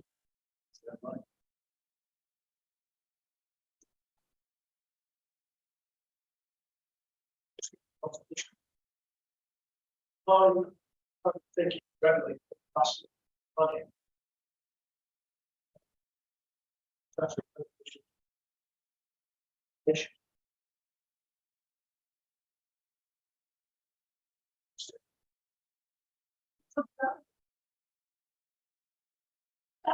Find out the meeting.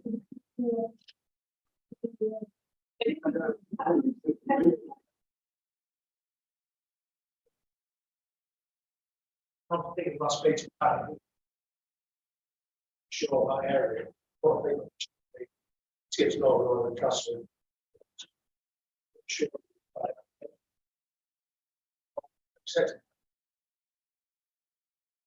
Sure.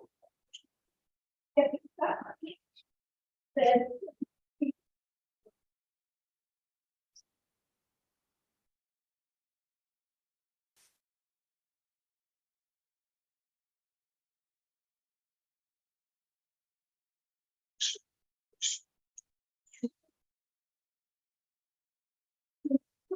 no, sure. Be okay.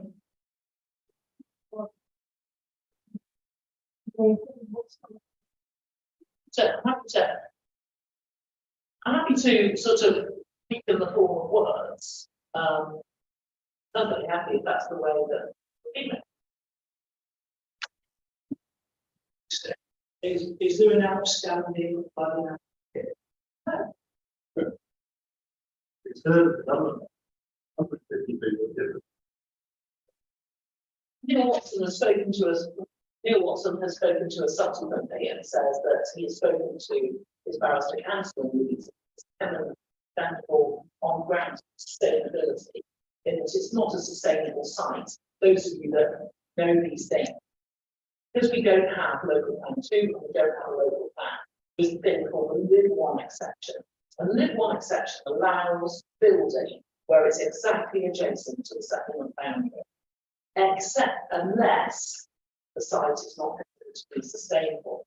And therefore, this is considered to be sustainable for several reasons.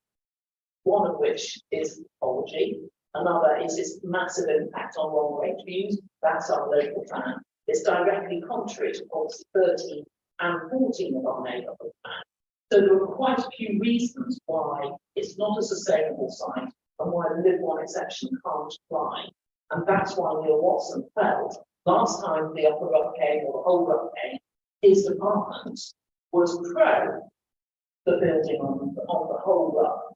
But now, having reviewed the neighbourhood plan and all of the documentation that he sent, he doesn't believe it's a sustainable site. So the Live 1 exception doesn't apply, and that's why it was turned down. Well, it's not, but it's just last week, you were all. We'd say it here. Planning application, access of, we get. Pretty sure not last week's week last.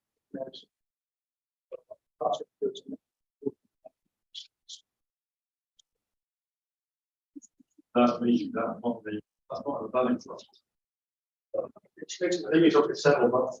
It's going to June of July. It just nice prime question. It does, it just like there, I might go, just not say this prior. So we ask for clarification. But so quickly, we're now scared. It's sort of arm's length and.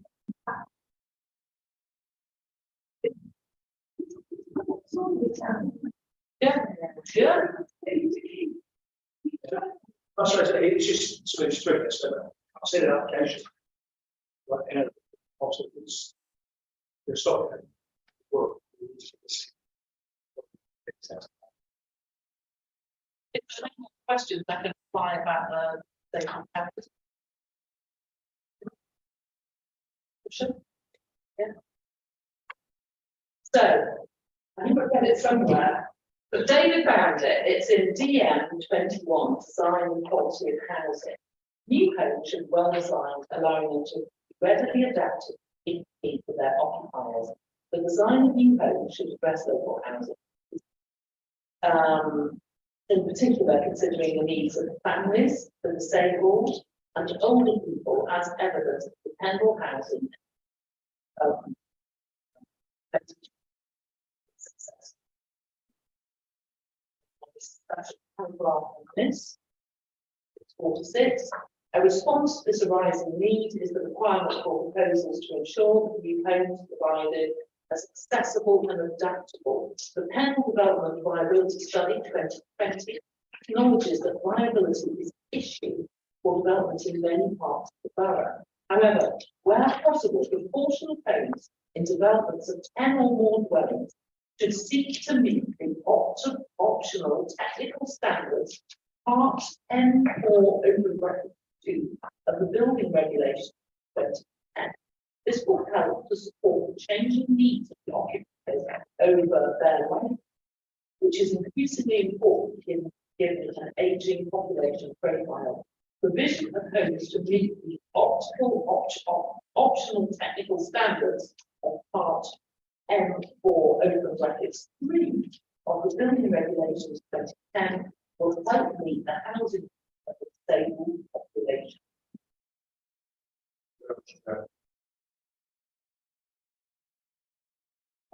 Well, we take a note of. Sort of hoping that didn't have, because I was so busy. Okay. It's required.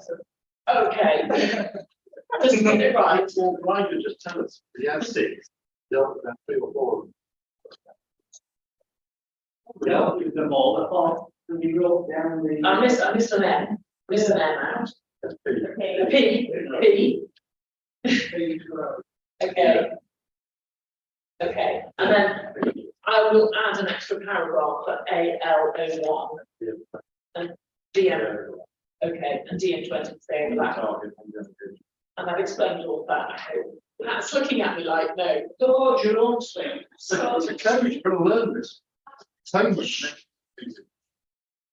Jerome's, which, maybe it's, secondary. Okay, It's not, it's our, because so many people sort of like every one. I think what I was trying to say is that whether you know about the development of Harry Lane, the new development there, now they're large houses, they're multi-generational houses. The ground floor of them exists as self-contained flat with an relative, be for an older person or it could be for an older teenager. The point is those houses, like they cut the coat according to the crop of the family that lives in them. And they're nearly all terraces, well, I think they all are, either terraces or semi. So the footprint that they take up is very small. They're very sustainable from ecological perspective, but they are large houses with garden.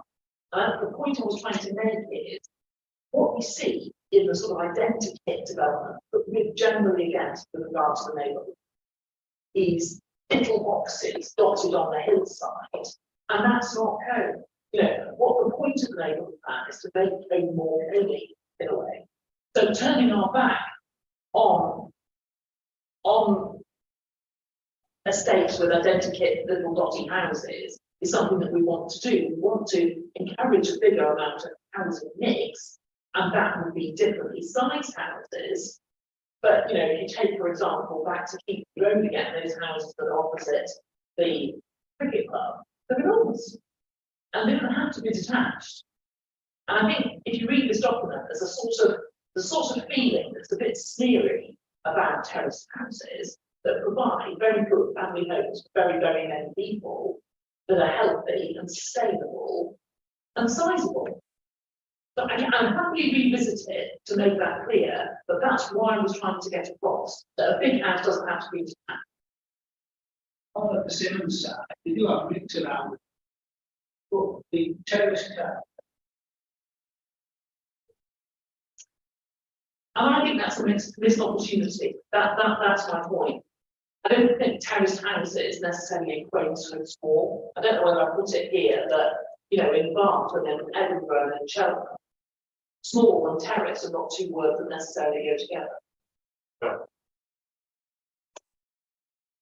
Okay, everybody.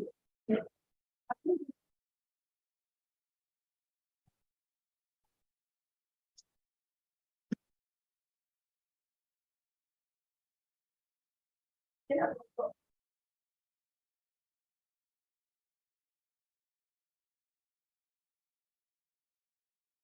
Yes.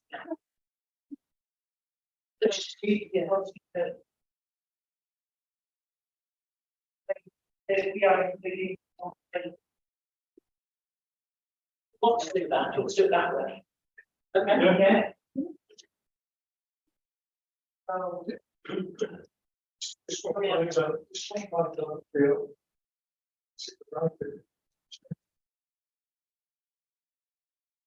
It's assumed that It is that. it is, yeah, so. Basically, I have, It's, we checked, oh, but after the papers went. It's LA 122. Okay. Right, so we know what.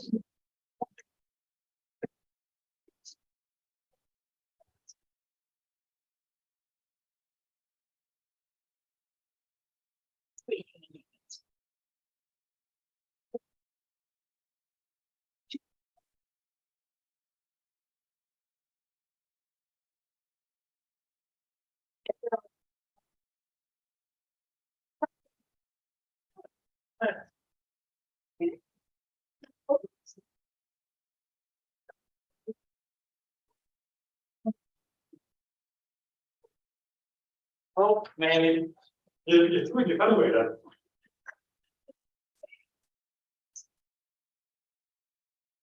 Yeah.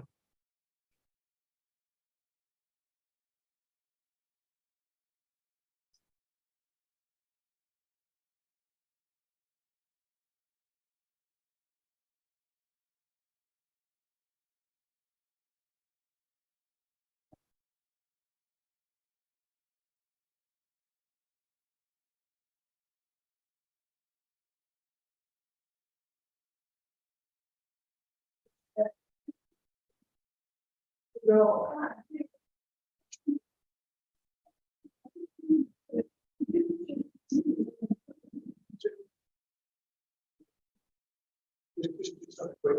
What we want to do is suspend on this. The emergency has been.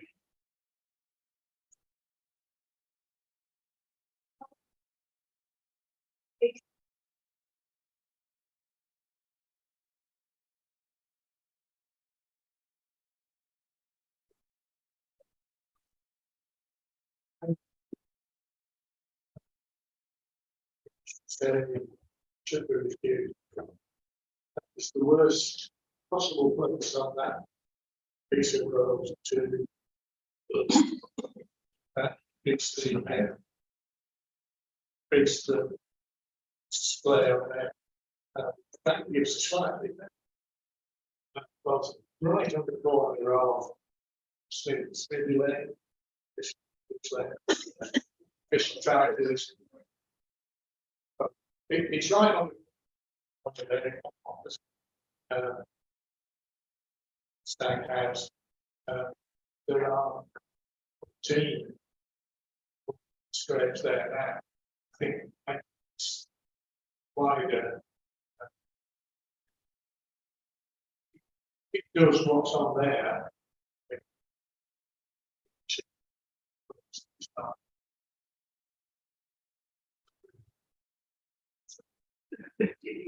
Refuse, that's what I guess, that we should. We said our comments are that. Better. What dangerous stuff that these men. That's not to say that there couldn't be some improvement to the gates and a little. Actually, widening it, as they're saying, I don't think. you, Chairman. Somewhere there's something got mixed up on this because that location is not where it's not wrong on the papers that town council, it's actually wrong on the letter that's come town council from planning and bank. It is not to be on planning it says, because if you went, put a gap through the wall and put a gateway in on the land to the east of the lane, you would go straight down a quarry. But it is nowhere near there, it's actually probably about 60 or 70 yards to the west of it. It's not actually where it says, it's right opposite where you come out, the stag house. Talk about the goal spot, right out to the lane, it's right up. Not to the east of the lane, it's further uphill. That's what it is, nowhere near it, that's the quarry up there. But it does want refused.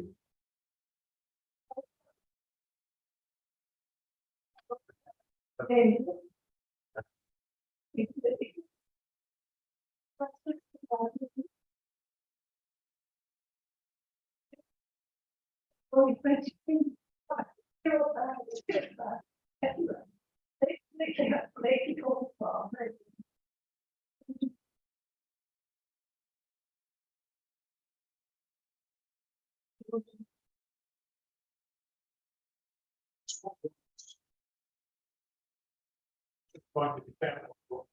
So,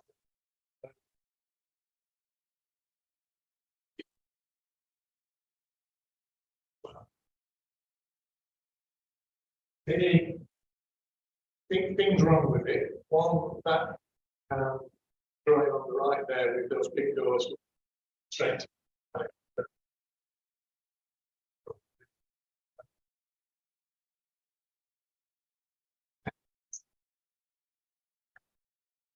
Talking about Airbnbs before, things still small.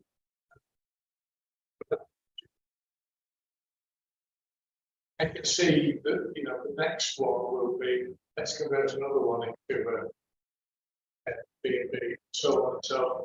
There'll be a little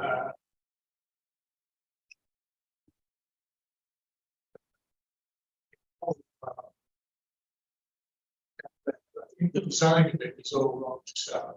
Those, I thought, not sure that.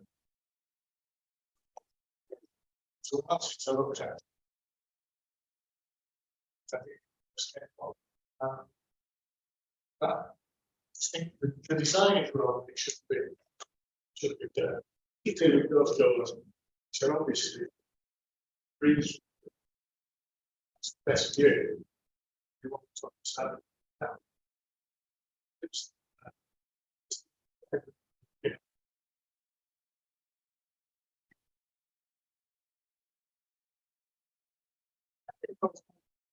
Stuff.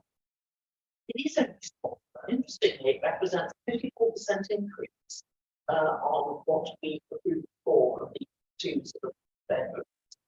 It's not a thing of beauty as it stands.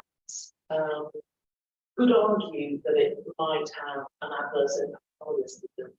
Planning officer pointed out to me there's a big hedge in the way. I pointed out to her that somebody could chop down the hedge and then the hedge wouldn't get in the way, which is true. Nobody could really stop that. So I think we do have some concerns here. The planning officer said she believes. So perhaps this isn't the final iteration of what we're going to see. Yeah, I hadn't considered the view from the now, that's quite interesting.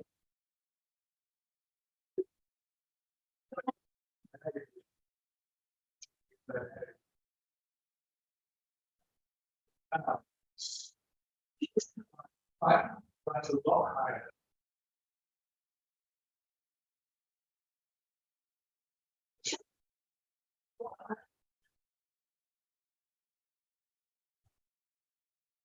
I think I want to say that it's visible from prominent points, including now. There is the potential to have that first impact on a listed building. Certainly when the hedge to be removed, there'd be no way of doing that, I don't think. And that it could potentially represent overdevelopment of the site with the scale based on the original building footprint in.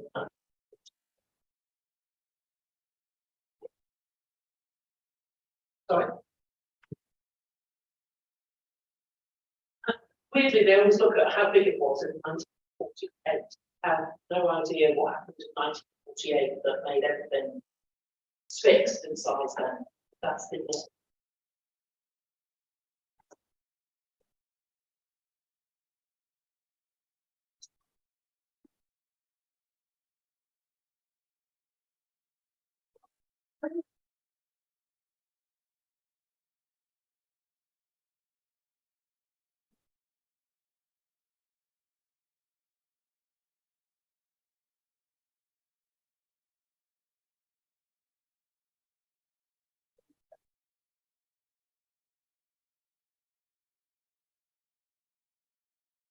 What it's actually doing.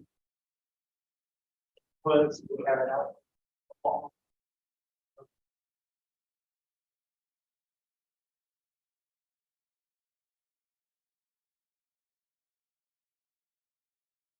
They're not being, No, there was one of the recent lists. This one said there was. Yeah. Yeah. and the good thing about, the good thing about it, they're not removing them. But yeah, a lot more there, but that one is. Yeah.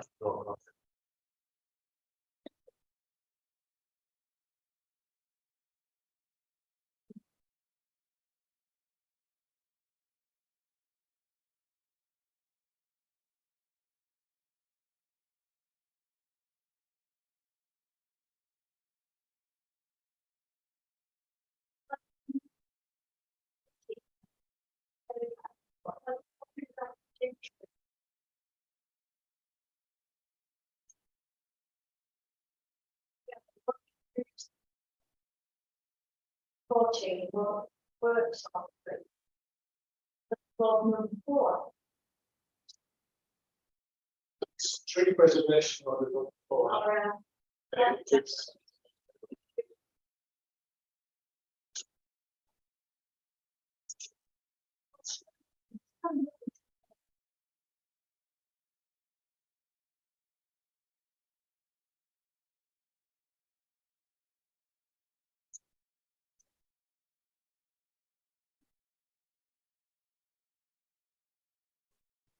Okay. Don't stand like that, it's how many. Well, the next.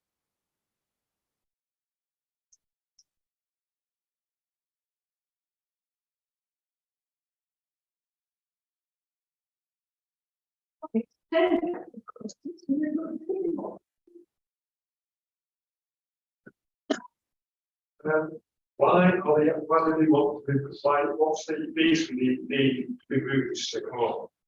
Like the reason.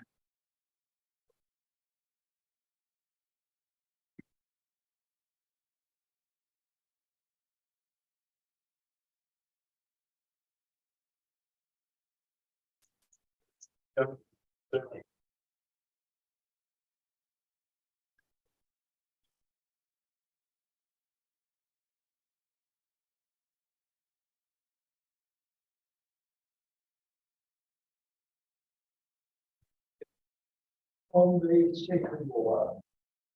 What does, the, what does the second wall, the, books of the possibility that the tree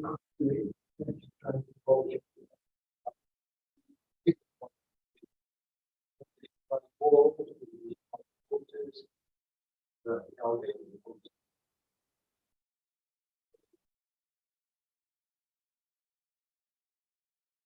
Well, just a bit of information for everybody else. That when you get a tree, even with a TPO on, like the one that were on the motorway there, they chopped all them beautiful trees down. I actually stopped when put the first one down, stop and wait. As soon as I went, just chopped them all down. They got fined, I believe, £600. £600 they got fined, so there's no incentive there, you know, the idea is chop any tree you want down and pay your fine and have a nice day. And that's what it's come to, it should be severe fines if you're gonna chop the trees down. But my friend said, it's one of those trees, it's all here.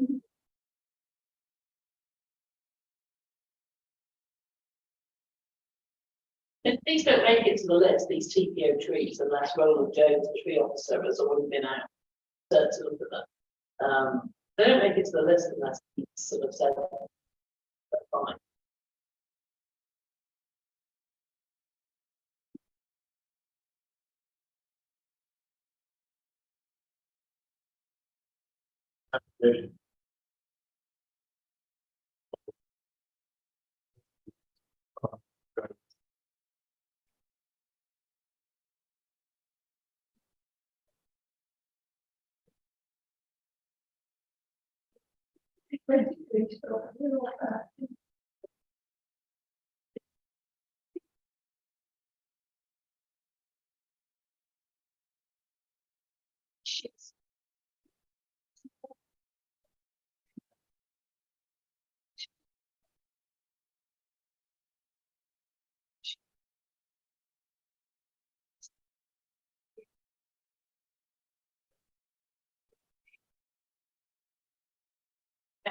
I didn't know that this was on, and I've not looked at it, but these people could potentially be our next door neighbour. So we won't take any of the part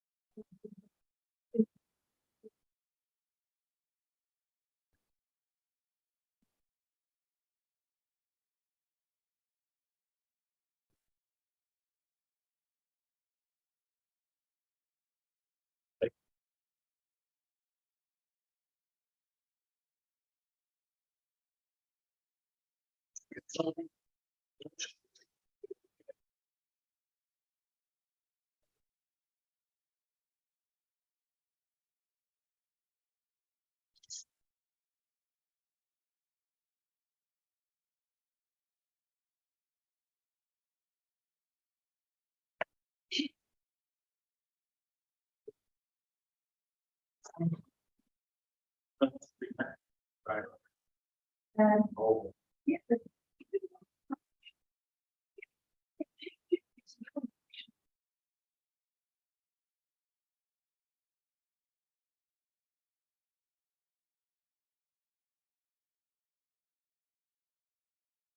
Bring something in.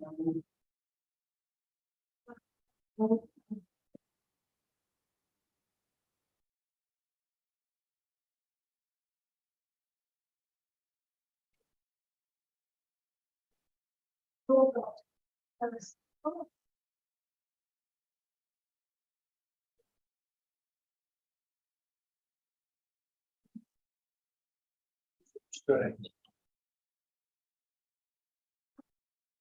What the grounds you want to refuse on?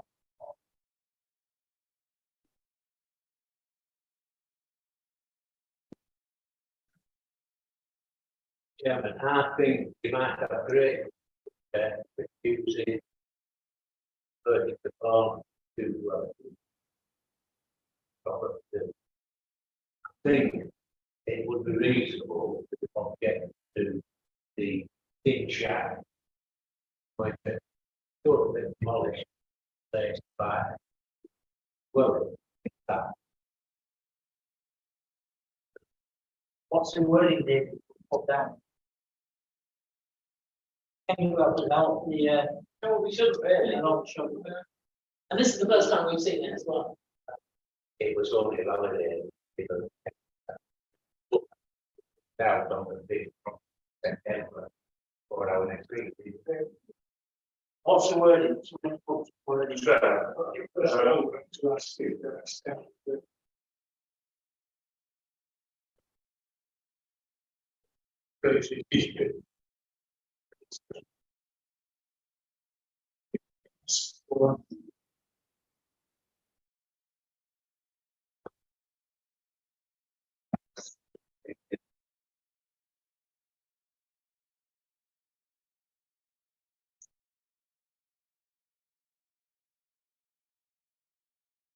Do that.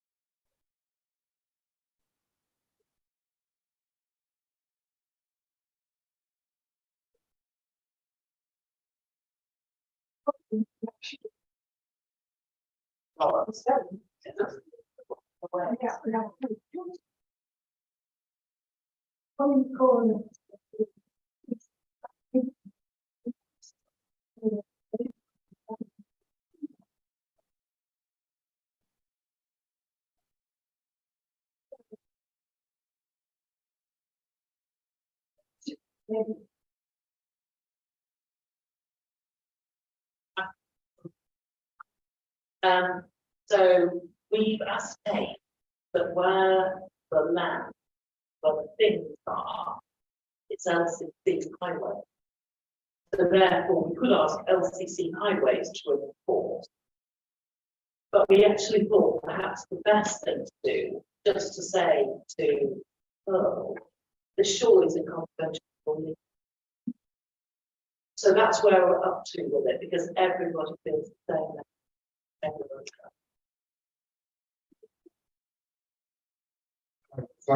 I actually corresponded with Neil Watson about this issue of the shop, and under the advertising regulations of 2007, they have the right to have that shop for the way it is. There's nothing, they don't require planning permission for it, they don't need anything. The some, yes, Yeah. we're talking about the things on the page. Okay, in regards to the sign, there's nothing to do unless we basically put in, as fellow Barnfield's basically put in any rental agreement signs that have got all of the keeping of code. We can ask them to do that for any future leasing property, any leasing shops. We can write them to ask them to maybe put something in keeping in the town, future, but signage wise, it's not going to be able to do. It's not going to be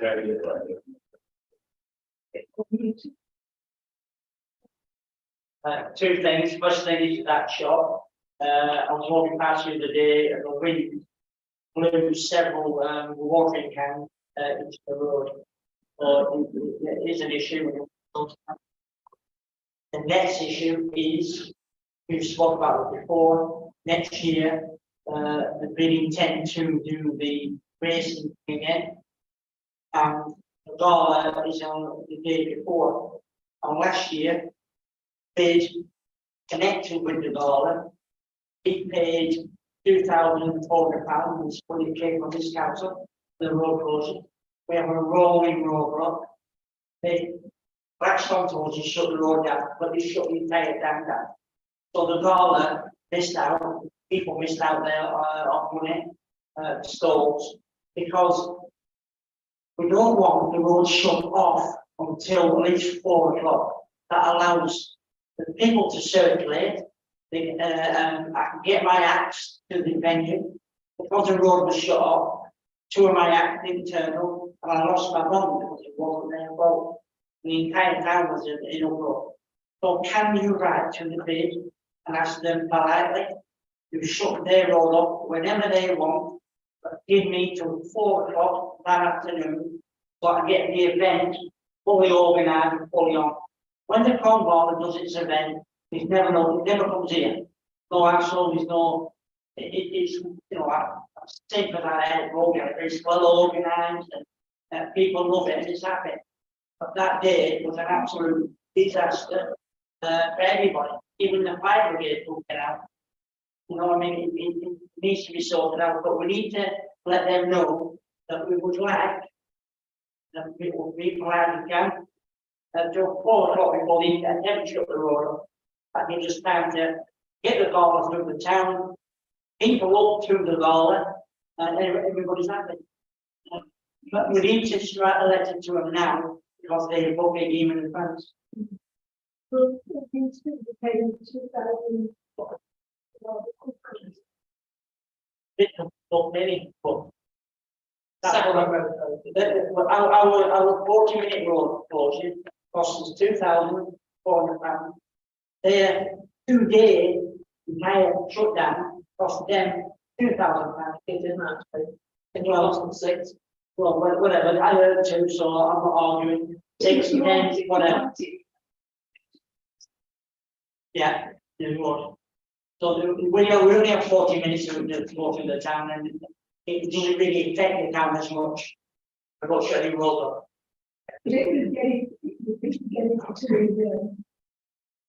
Well, they couldn't get in, they couldn't get to the field, so they have to turn them back. Just like to.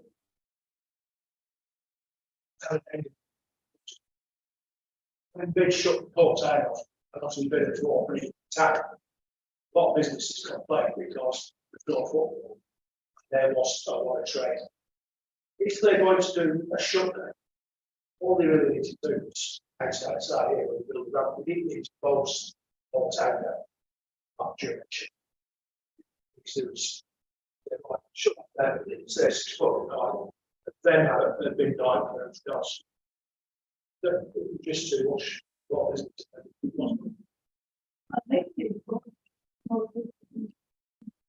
Yeah, that's what I mean. Both also need to Right, check and just. What we're doing. In on this afternoon, just doing it kind of or used to say, but no discussion. I think it's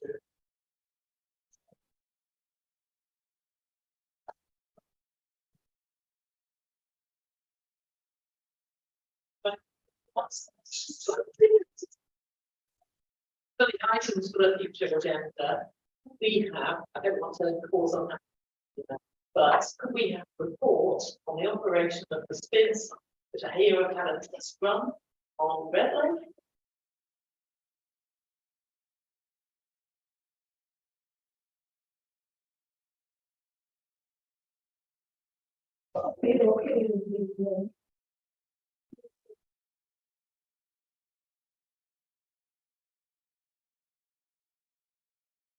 Well, obviously, I've prepared bagel signal. I think, you know, strictly speaking, Neil Watson has been perfectly correct when he was right.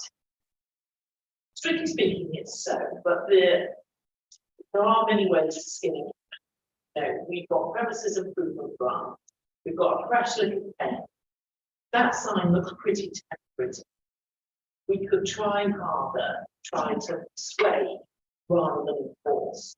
But I think that we are on firm ground with enforcing on the things that are outside. I think we should do that. We do. LCC will take forever, we all know that. That's why I just thought it might be easier to see if there could be enforcement higher than them. So that's sort of like the first.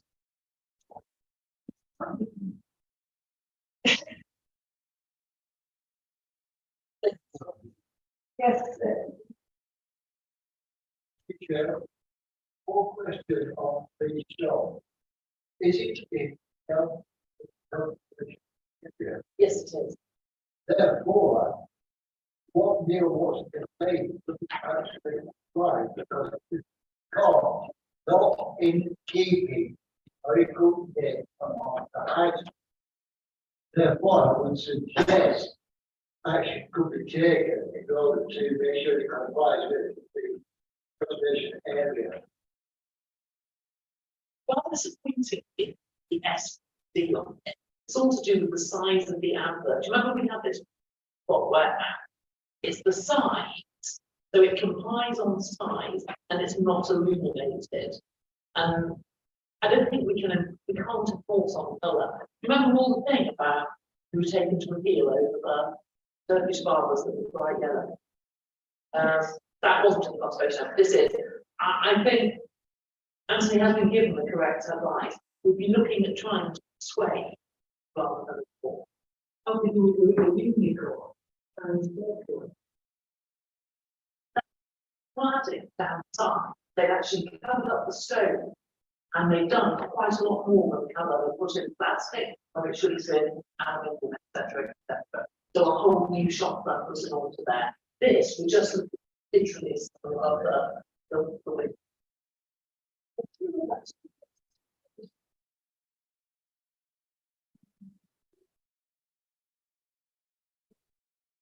Standing on this particular